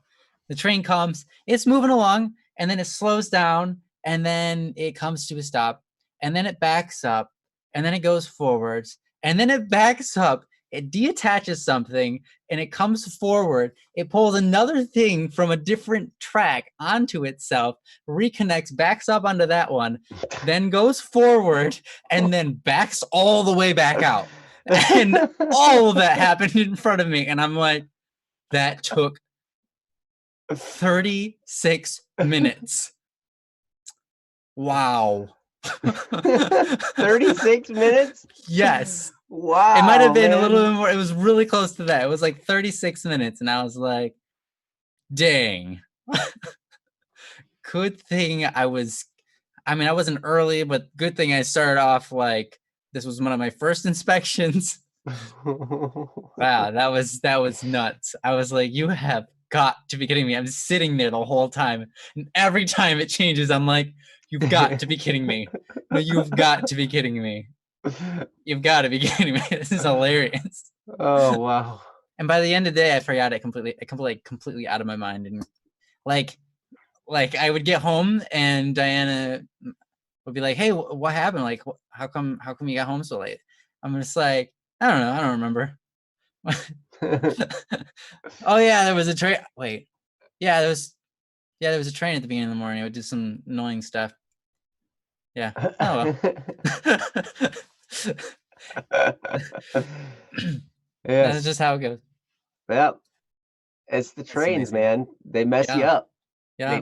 They mess you up. More than They one sure time do. at that spot where that train did that to Yeah. me. More than once, I have gone around. I've backtracked, gone around, and had to go like 3, 4 miles through Oh the yeah. airport parking lot, actually, Oh, because you gotta really? go like, it just goes through the airport. Like, that's the Mm. closest way to get through. And I'm Yeah. like, that's hilarious. But, Yeah, there are many times where saw that coming and I'm like, nope, I'm gonna miss that. I'm just gonna go past it. I'm gonna go to the like turn like 3 miles up. yeah, yeah. But Where can anyhow, I avoid this whole thing? But yeah, inspections, driving that's cars. all, but that's a Yeah. great metaphor for all the things that can happen to you, like, when you're pursuing any goal, Yeah. And you because know what? And really, it's it's a okay. setback, it's just a Keep your setback. perspective and your attitude as it is now. Don't let that change because that Mhm, doesn't need to change. right. That's not what needs to change. That's If a anything needs to choice. change, it's just the things that are surrounding you Mhm, because your perspective's in the right spot if that's your perspective. Um, so yeah, yep, sometimes you just have to be patient. And things will yep, move, as God wills it, in God's time, as they say. Things will move in the way that they move and the speed that they move, and then it'll be your turn. That's sometimes how it goes. But anyways, well, thanks and here for the one question. interesting thing before we go, Yeah. I wanna point out one thing that's in this sense, and this is something that's super important for everybody to hear and pay attention to. I went over it, we kinda missed it a little bit, but now I'm seeing it sticking out, and it says here, "I still stay happy because I have hope." Mm, And I wanted to point that out because think about it. Hope can make you happy. Hope can lift your spirits. And what is hope? It's really just a feeling. It's a choice to focus on what is possible rather than worry. It's the opposite of worry, which worry is just a prediction of something bad that could happen, where hope mhm. is a prediction of something good that could happen. And those are choices. And so it's very interesting to me. You said here, Cherry, that I still stay happy because I have hope. And that's so important because anytime, I mean, you can look at the future and look at it any way. You can look at it hopeful or with worry. It just depends. Just depends on whatever you decide to look at it as. And then that way you decide whether you're happy or sad or depressed or excited or Mhm. empowered or defeated. It just that can make all the difference. So I just wanted to point that out. Yeah, I'm glad that you did. That's actually a really great point. So yeah, awesome. Thanks for sharing that with us, Cherry. And Hmm. yeah, best of wishes on your um, future adventures and endeavors. Yes. Angel of Music, you're still here. Awesome. Angels here Uh, all week, actually. oh, all week. Nice. Well, we're only going to be here this week. So you might get lonely in the chat, but um, yeah. So we have 15 minutes until the 2 hour mark. We've been cruising along pretty good. Um, we'll see what this is, and if it's going to be doable. Um, and we can always go a little bit beyond the 2 hour if we need. So, Hmm. um, yeah, yeah. You know what? Let's just go for it. You cool, Angel? Um, Angel says I can entertain I can myself. entertain myself. Don't worry about it. Awesome, awesome. Well, this is Don't Worry Wednesday, so I won't worry about you. Um, this is from Angel. The title is Deciding Who to Come Out to and Who I Need to Keep in the Dark. Mm. Ah, so this is a relational one. Okay, here we go. It reads as follows. A little over 2 years ago, I came out as non-binary. I've known for a really long time, and while I still don't know exactly what I want, my view of myself hasn't changed since deciding to come out. I know that certain people are safe to come out to, and others aren't. But I have a really hard time knowing who is safe and who is not. I don't know how much insight people have on this topic, but I really need help to figure out how to keep myself safe and how long I'm willing to go on being misgendered, and then in parentheses, and by whom. How do you know who you can trust? How many times do you let them continue to use the wrong pronouns and names before you remind them? How do I tell if someone is doing that on purpose or if it is a legitimate mistake? Furthermore, I have a really hard time correcting people. A lot of times, when I do, I end up feeling bad because I apologize profusely, or they say something like, back in my day, them was used for more than one person. I I like how could you use use, the accent for that. thanks. I could use some help figuring out how to respond to that too. Thank you so much for any help/advice that comes my way. Any and all of it is appreciated. Thank you so much, Angel. Yes, thank This you. is this is a really really great topic. And you know what? 15 minutes. Maybe because I feel like this is one of those that could take us a lot longer than that. Um, so Well, we'll do what we can. here's what we're gonna do. We're gonna do what we can here. And if we don't answer your questions to your satisfaction, please come back next week. I know you're gonna be here all this week, but maybe next week you could be here a little bit and ask what we didn't satisfy, because yeah, we're gonna do our best in the amount of time that we have. So yeah, no, some really great questions. This is one of those semi-controversial topics, and it's one that I think is really prevalent in the world today. Everybody has to, at this point, just come to understand this is how it is. So everyone, I guess, should be able, or should kind of needs this talk. Everybody kind of needs to talk about this more, Yeah. so that everybody can be on the same page, and so that there isn't so much controversy, so there isn't so much issue and debate, because a lot of times people could come together if they just understood each other better, or if they wanted to understand each other better. If they weren't so, I guess sometimes people are just closed-minded because they are, but it's fine. We're not going to be that way. Love is our first and foremost, most important point, and beyond that, everything flows. So, yeah, I think that again, great topic. The questions are numerous here. So it is, how can you tell which people, what type of people you can tell that you're non-binary? And if you'd like, Angel, could you define non-binary for us? That way it makes it easy for everybody. Yes, that would be good. If I know correct, if I'm thinking correctly, it is, not male or female. Yeah. Like I went non-binary spectrum of gender identities that are not exclusively masculine or feminine. Right. Outside the gender binary. Okay. And thank you, Princess, as well. Yeah. So how do you tell who's safe and who's not? Because you're very, what's the word? Caring about the feelings of others, and you don't want to hurt them, and you don't want them to hurt you. Who can you tell? Who can you share it with?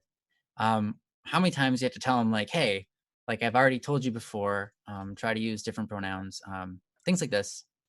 How do you know whether they're just doing it on purpose because they want to prove you wrong, or if they're just making an honest mistake? etc. Mhm. So, yeah, I think I got all those questions right. Yeah. Oh, and the how do you respond to back in my day? That one hopefully we can get to as well. Um, how do you Back in respond to my that? day, them were used for more than one person. That one. Yeah, yeah, Okay. So, cool. Angel, first of all, oh, I'm sorry. Did you turn it over to me yet? Yes, that was yeah. Thank Oh, you. okay. Is that Yeah, what go that for it. was?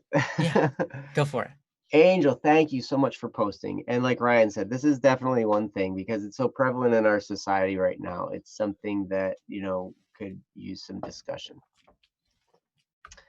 Um, so okay, Angel also I'm also ASD, so figuring that stuff out might be harder for me than someone who is neurotypical. What's ASD? Yeah, I'm not sure if that is myself. Uh,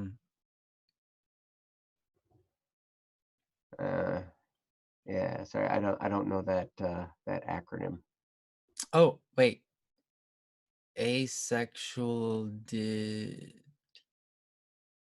Autism spectrum Nope. disorder. Oh, Okay. autism type. Oh, okay, yeah. Autism Thank you. spectrum disorder. Thank Got you. it.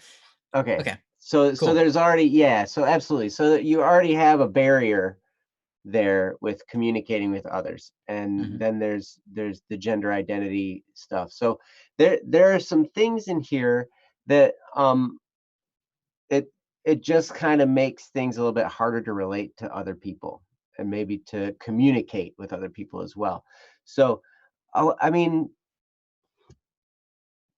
you know, masculine and feminine has become I mean it's such a base level thing in our culture because I mean that's things are male or female and stuff like that, and so that's kind of how things have been for so long, and now we have the identities that are neither, and people who don't really understand, people who aren't willing to try to understand, people who are just, hey, this is my opinion and I'm going to say it. You know, those people, I say those people like they're bad people. They're not bad people. They're just, maybe maybe they don't have a degree of understanding with others. Who knows? But, you're probably going to come across them. I'm sure you're gonna come across them, and I don't know how you tell by looking at somebody whether they would be safe for you to, talk to about this or not, or whether they're gonna not mess up. I think one of the things you can do is watch them, and sometimes you can gauge whether someone's trying to make fun of you or not. It might be a little bit more difficult with ASD, um, but for the most part, I try to give people the benefit of the doubt. There have been times, I'm sure Ryan has dealt with this before too, but I used to have long hair, not quite as long as Ryan's, but I had long hair. And even when I had a beard, I would be on a date with my girlfriend, who's now my wife, and the waiter would come over and say, "So what can I get you ladies to drink?" And then I'd look up at him or her and be like, "Oh my gosh, I'm so sorry." Because I'd have like this goatee, right? No, they say, "Oh my gosh, a lady with a beard." They might. But either way, um, and we'd have a laugh and it was just a mistake and stuff like that. So, one of the things that I learned that I had to deal with, and it wasn't always something that was easy, but I learned that because of how I was, that I would have to give people a little bit of grace when it came to that situation, and that's okay. They'd see a person with long hair, they might automatically think girl, but I'm not a girl. Same thing happens with Ryan too, I'm sure, Hmm. because of his long hair, Yep. you know? People automatically think girl. And it's a stereotype, it's wrong, weirdo. but it exists. Yeah, exactly. Or weirdo. Now I'm bald. People automatically think Dwayne Johnson. Not really. Yes. They're like, wow, it's Dwayne The Rock Johnson. Yeah. Totally not the truth. But at any rate, you know, people make judgments based on appearances, and we're not ever going to get away from that, I don't think. So what we can do is, what I learned to do was give people the benefit of the doubt and say, look, they probably just don't understand. They probably forgot. They probably, you know, whatever. They're just making a judgment based on appearance, and that's what they know. And then just try and love them through it. One of the things that, I mean, I'm curious what your definition is of the word safe. And my assumption is a safe person is someone who's not going to make fun of you or not going to ridicule you or something like that. Or is your definition of safe somebody who's going to just be totally, like, they're going to understand completely what it is? Because, okay, cool. That's right. Good. Because sometimes people think, well, this person isn't safe because they're not exactly like me, or they don't, you know, whatever. So sometimes people go that far with the word safe. And I didn't think that's where you were going, but yeah, just someone who's not going to make fun of you. And one, I don't know how to tell you, except, you know, you're probably going to come across people who aren't safe, and then just try and remember that and stay away from them as best you can. You know, I think most people try to be pretty understanding these days, at least around here where I am. It may not be the same where you are, but a lot of people try to just be, hey, you know, live and let live. People want to be who they are. That's great. Let's let them be who they are, or who they want to be, or whatever, you know. But one thing that you're going to get the opportunity here, Angel, you're going to have lots of opportunities to forgive people. Because people are going to screw up. It might be an honest mistake. It might be, you know, it might be that they're trying to prove a point. It might be that, hey, you're dressed like a boy, you're a boy. Or you're dressed like a girl, you're a girl. Or whatever. Or whatever it is, that the thing. And they might be trying to prove a point with you, and they might treat you that way to do that. But you have the chance to forgive them. And those opportunities are wonderful. When I learned the power of forgiveness, you know, in my own life, that was so huge. Because forgiveness isn't letting someone off the hook. Forgiveness is letting yourself off the hook. Trying really hard. Yeah, Angel says, I try to do that. It'd be hard sometimes, but I try to do the best to let stuff roll off my shoulders. That's perfect. And maybe you might even need to, you know, not let it roll off your shoulders, but hold on to it. Embrace that pain that you're experiencing, and actively say, I forgive that person. You don't have to say it to their face, but in your mind and in your heart, you say, I forgive that person for that. That really, really hurt. Acknowledge the pain rather than just let it roll off your shoulders, which is great. If you can do that, that's awesome. But if it really hurts, embrace it and forgive them, because what's going to happen is you're going to heal and you're going to feel awesome.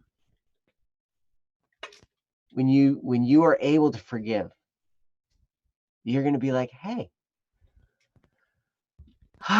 like this weight is going to be lifted off you, and you're going to be like, I don't hold it against them. Now, there's an interesting thing. I just kind of learned this about forgiveness. And that is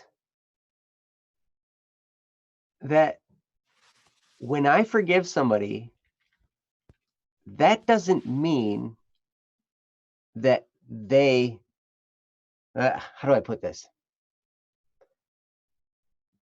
That doesn't let them off the hook, so to speak, for them. If that makes sense. Because, okay,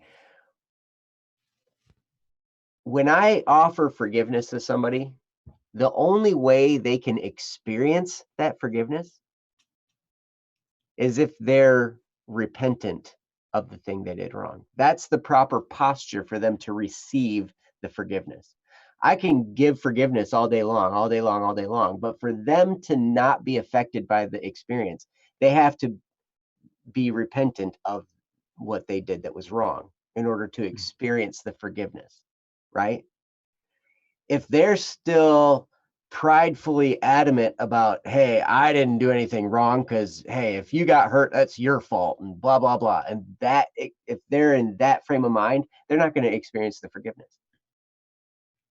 They're going to still be all bound up in that pride, which is damaging in its own way.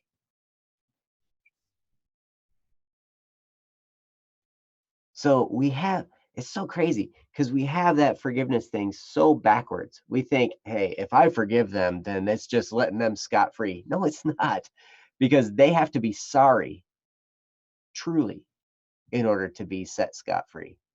They have to really be truly sorry about it, the thing that was done that was wrong. So, yeah. Anyway, I've spoken a lot, and I'm sorry. I'm going to turn it over to Ryan, but I just wanted to give you that little nugget that you have an opportunity in this situation to experience so much joy through the act of forgiveness when people mess up, because they're going to mess up. They're going to say the wrong thing. They're going to call you the wrong thing. They're going to do stuff, and it's going to be an accident for some. It's going to be on purpose for others. It's just going to happen. But you have the chance to forgive and feel such great peace and joy and love. It's going to be awesome. So anyway, take that for what it's worth, and Ryan, take it away, please. All right. Yeah. Thanks, Joe. I appreciate that. And that's, it's a really great point. I think sometimes our safest bet, our best foot forward is just a foot of being readily patient and forgiving. And I think that will do anyone wonders, especially if you're, going through what you're going through, because, yeah, I mean, I was never offended when anybody called me, personally. But when they do, immediately, I just forgive them. If someone were to say, oh, that's your identity, I know you're a girl, you just happen to look like a man, and like they were insistent on that upon me, again, I would not be offended, because who are they to tell me who I am? Mm-hmm. They're just another person like me. And besides that, what does it matter? My point is this. If someone says that I robbed a bank, does it mean I robbed a bank? No, that's just something they said. I never robbed a bank, ever. Never going to. That's not who I am. That's not something I did, right? And so if someone says something about me and it's false, then it's false. if someone says something about me and it's true, then it's true. Sometimes someone can say something that's true and it can hurt. Like, your toenails are too long. Like, what are you paying attention for? Right? I don't know. Like, that's just like, I don't think I wouldn't be offended by that if someone said that. And let's pretend I was offended by that. That's funny. That's actually kind of a big deal in the martial arts world. Oh yeah. Oh yeah. Oh yeah. I can see why. Why. Yeah. Ew, you kicked me and now I have leg fungus because you have toe fungus. Okay. Now I'm bleeding from your Now I'm bleeding and you got your spores in my foot. Okay. Or in my leg.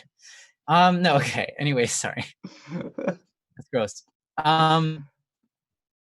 If they say something and it's true and I'm offended, I'm responsible for that feeling. I remember in high school, I figured that out. I figured out I'm responsible if I'm offended because I'm the only one that has that feeling. And I'm the only one that can change it. And if I blame someone, you can either do two things with anything. You can either take responsibility or you can blame someone else. If you blame someone else, you give them the responsibility to take care of it. You give them all of the ability to take care of it, to fix it, to take control of the situation. If you blame someone else.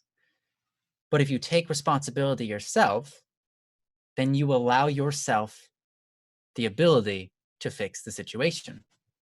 And that's especially true with our emotions.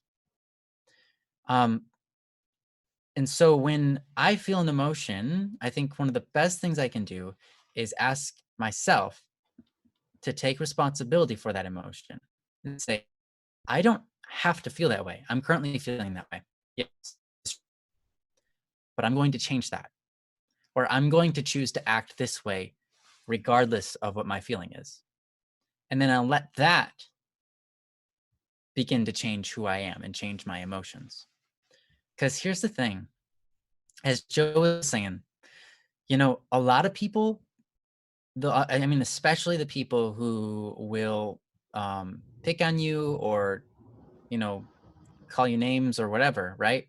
Those people, they believe wholeheartedly that they're doing something good. Mm-hmm. That sounds weird because it feels like they're being evil. Mm-hmm. But to them, the reason they're doing it is because they're trying to do something good. And that doesn't mean it's okay, but it does mean that you have to be patient with them because their heart is still good. Mm-hmm. They aren't an evil person.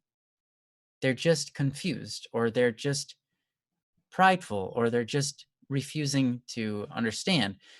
I'll tell you what, a lot of these people, they were told this. They were told that all this gender stuff or whatever is absolutely wrong and stupid, and anyone who thinks this is just dysphoria or whatever, right? Mm-hmm. They were told this by somebody that they trusted. And so they just take it and say, yeah, that's right. I believe that. Mm-hmm. Without doing any studying of their own. And so you have to just go, okay, those people just don't know. They just don't know any better. They don't know how to treat people with the love and respect and value that they deserve. And they're letting this hold them up. Because that's ultimately what it is. Right? They're not treating you with the respect that you're asking for. They're not using the name that you wish to be called by. So they're disrespecting you. And the thing that's getting in the way of their disrespect is usually, in most people's cases, just some one-off person, some preacher maybe that they heard in their religion, or something they heard on a radio once or whatever, someone that they for some reason put trust into said, this whole thing is hullabaloo or whatever they said. Mm-hmm. because of one person, or maybe a bunch of people, maybe the culture that they live in, whatever it is. They were told this is how you should think, and then they just think that way.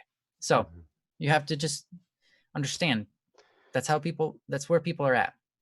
And it's not until because their road is going to be probably similar to my road, to getting from being in that position myself to being more understanding, because I was in that position. And then, believe it or not, my own faith was like, no, that's not our position. And I was like, oh, that's not our position? I thought that was our position. No? Oh, okay. No, okay, that's cool. What is our position? And then they explained it, and I'm like, oh, that's awesome. So those people, the way that they're going to learn to respect you is going to be through either communicating with somebody else who they trust that has a different perspective than them, or by succumbing to love and respect those ideals and going, I want to value this person. I want to love this person beyond all of this. And then when they love them beyond all of that, then they can actually look at it and start to see it for what it is. So, yeah. Anyways, I say all that just to say, just instead of trying to figure out who's safe and who's not, because we can't really guide you on that super well. Yeah, that's tough. That's a tough one. That can be to figure tough. out.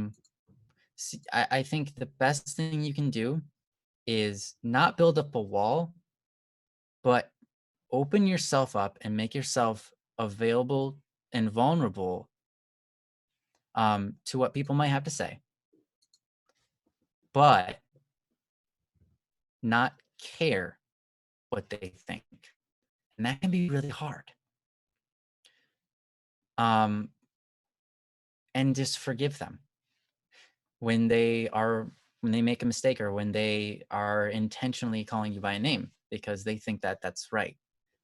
I think you have to just be patient with them, and be strong with yourself.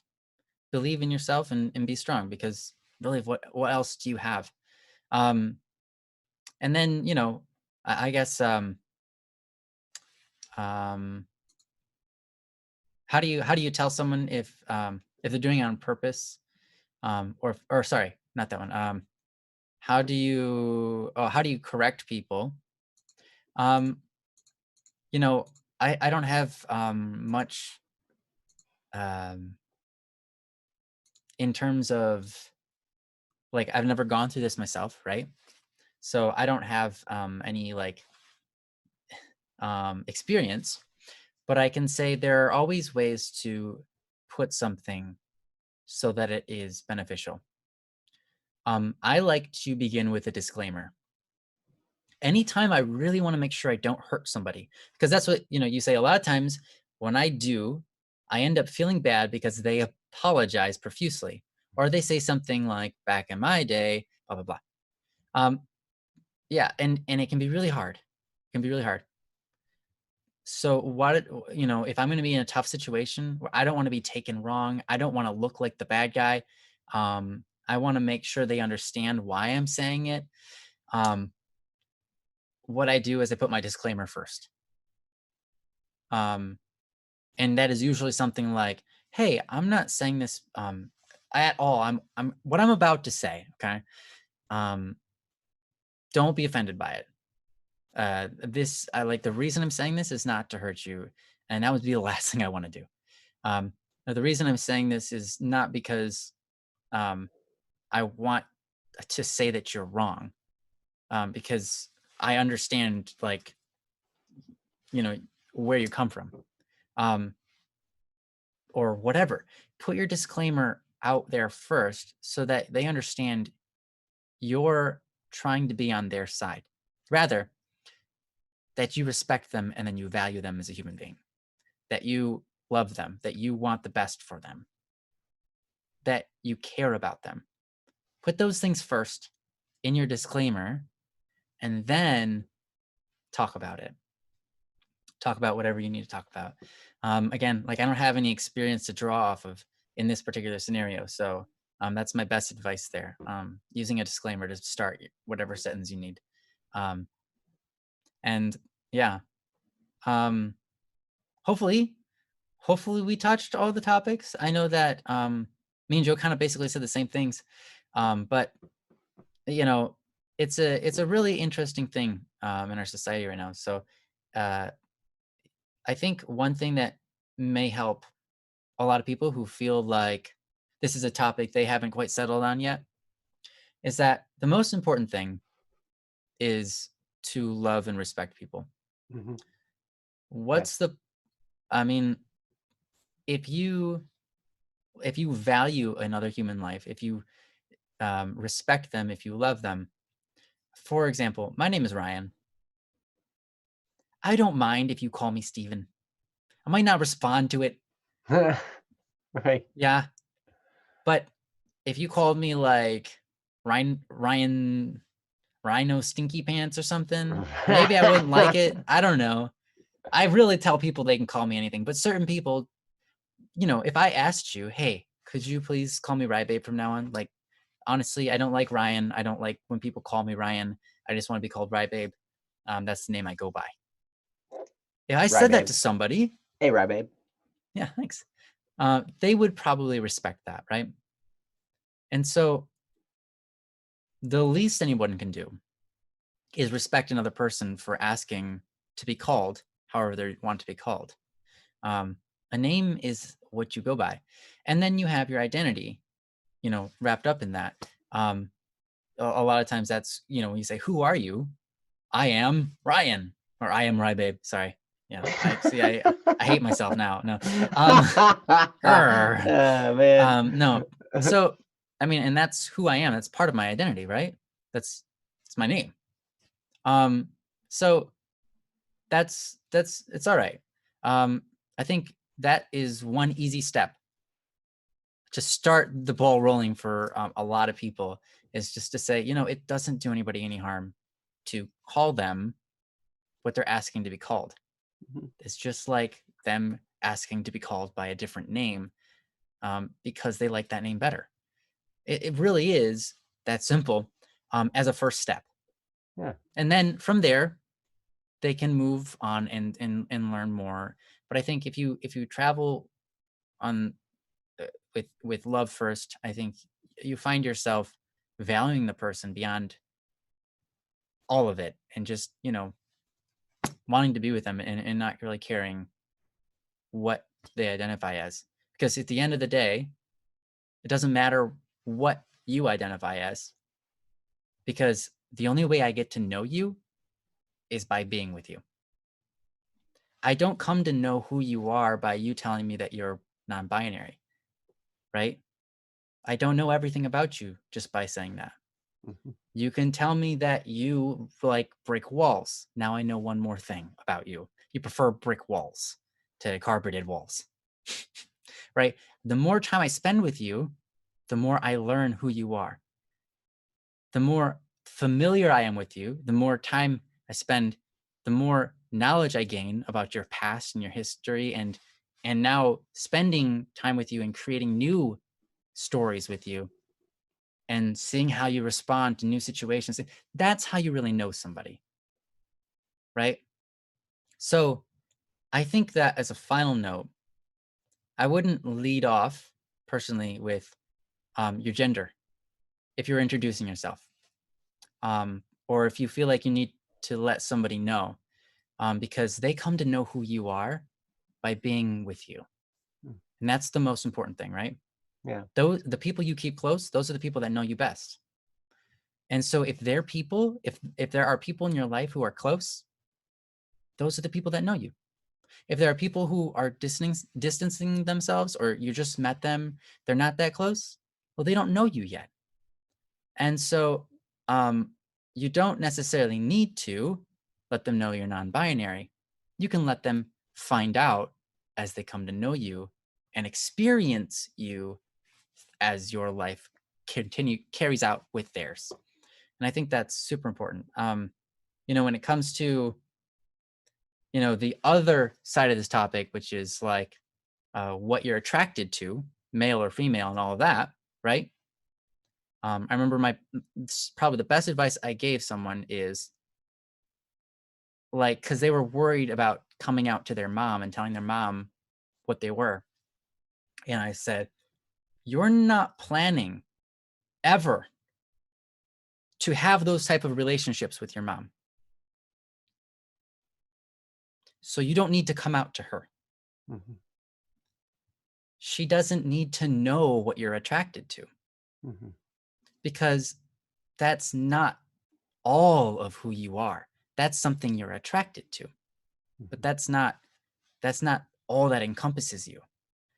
And I think that's something you got to be careful of in our society because there is that urge to say, what's your identity? What are you attracted to? Do you like girls or do you like boys? And I think it's important to find that out, within yourself. But at the same time, that's not all you are. You're not just some piece of meat on the planet to procreate with other people and figure out what your desires are and then chase them. You're more than that. You're more than just an attraction. That's just a small part. And yeah, so let people figure out who you are by being with them and just make friends. Um, and then maybe let them know if you feel like, hey, you've gone with this person, and when you get to a point with a person where you're like, they won't care what I say. If I was to say I'm non-binary, sorry, or if I was to say I'm a guy or a girl or neither or whatever. If you get into a relationship with somebody where it's like they won't even care what I say. We're already friends. Like we're just close. Mhm. They wouldn't care if I was suddenly like, "Hey, I'm non-binary." They wouldn't care. That now you've got your chance. Mhm. That's the level I think that because up until then, remember that's not your full identity. You are so much more. You are a beautiful, beautiful human being with so much to you. I mean, I could spend my entire life with you and still not um like it would be a disservice. I still wouldn't be able to show you the value that your life has. I would not be able to understand everything about you. You would be constantly changing. And that's beautiful. And no matter how much time I spent with you, there's no amount of time I could spend with you that could equate to the amount of value that you have. And it makes me sad but it also makes me happy because one day I'll die and then I'll live on for eternity. And in eternity, then I can finally, like, hey, I could just spend eternity with you. Now I finally get to give you what you're worth, Hmm. everything forever. Because now we get to move on a journey together that lasts forever. And that is awesome. But Mhm. that's neither here nor there. So, anyways, I hope that helps. And I understand it's a lot to juggle and figure out. Well, in the end, a lot of it's not what other people have, or a lot of it's kind of like on your plate. How can you change the way you see things, or change how you interact with people, or how whatever? Because unfortunately, we can only talk to you. We can't talk to the other people, right? We Mhm. can't change their hearts or tell them, hey, you're doing it wrong, um, or Yep. whatever. So thank you for bearing with us, staying here. We've gone a little bit over, so um, yeah, um, yeah, thank you. Yeah. And Thank that's you. that's all I got. Thank you so much, Angel. I gotta tell you, you know, just like what Ryan said, we love you, and we don't even come close to loving you as As much much as you as, deserve. Yeah. yeah, exactly. And wow, hopefully some of that will help. And don't be, try not to let it make you upset if when you tell people this, they look at you with this concerned look. Like, it's not that they're mad at you or not accepting of you or whatever. It might just mean that they're a bit confused and they're trying to process it in their head because they're not used to it. Mhm. They might be like, so what does that mean Hmm. for the rest of our relationship? Does that change anything? Yeah, right. So they're just Do I trying to have to treat you process it in their differently head. now? Yeah. And this is a And you know, time, so yep, this is one of those times for patience. And you'll get better at it as time goes on. And I know I still always try to get better with patience and acceptance and all that. So it's like, hey, but what Ryan said was so spot on. It's like there's so much more to us. There's so much more to you than this one thing. That there's your hopes, your goals, your dreams. There's what makes you up inside. There's all that. It's so far beyond. And yeah, so know that you are loved here. mhm. And yeah, and there are many, many, many people out there that will love you just the way you are. Some people are going to judge you. That's okay. Gives you a chance to forgive them. So we love you, Angel, and thank you so much for posting. Yeah. Much love. All of you guys in chat are awesome. Thank you for Mhm. joining us today. Thanks for sticking around. Thanks for all the questions. Hopefully we got some more today, I think. So We we'll be got able to people do coming those in next at the Wednesday. end. I I haven't seen know. Haley or Haley. Amira. You guys are here, Oh, and you just Amira. I've seen you. Hey. I know it's been forever. Maybe we should start. Maybe we should start doing Don't Worry Wednesdays at 11:53 p.m. Sorry, like. You try and sell that to Jesse. Yeah, no, I'm not gonna sell it to either of you guys. I could do it. You guys, I don't want you to do it. You guys need to sleep at some point. Look at that face. All right. Yeah, Jesse wants this to end already right now. He has to go to bed, so I get it. It's either 12. Hey, he's doing Yeah, you could easily do it if you didn't didn't work. Yeah, for sure. I understand. Yep. All right. Sweet. Well, love you all. You're all beautiful and amazing, and I hope to see you guys again soon. So until next time and beyond, I wish you the very best of joy and happiness, and we will see you on next Don't Worry Wednesday. Right Bye-bye. here. Right here on Don't Worry Wednesday. And go to bss.studio. Yeah. And do what the man below me says. This guy. What has 2 thumbs and sits below Ryan? This guy.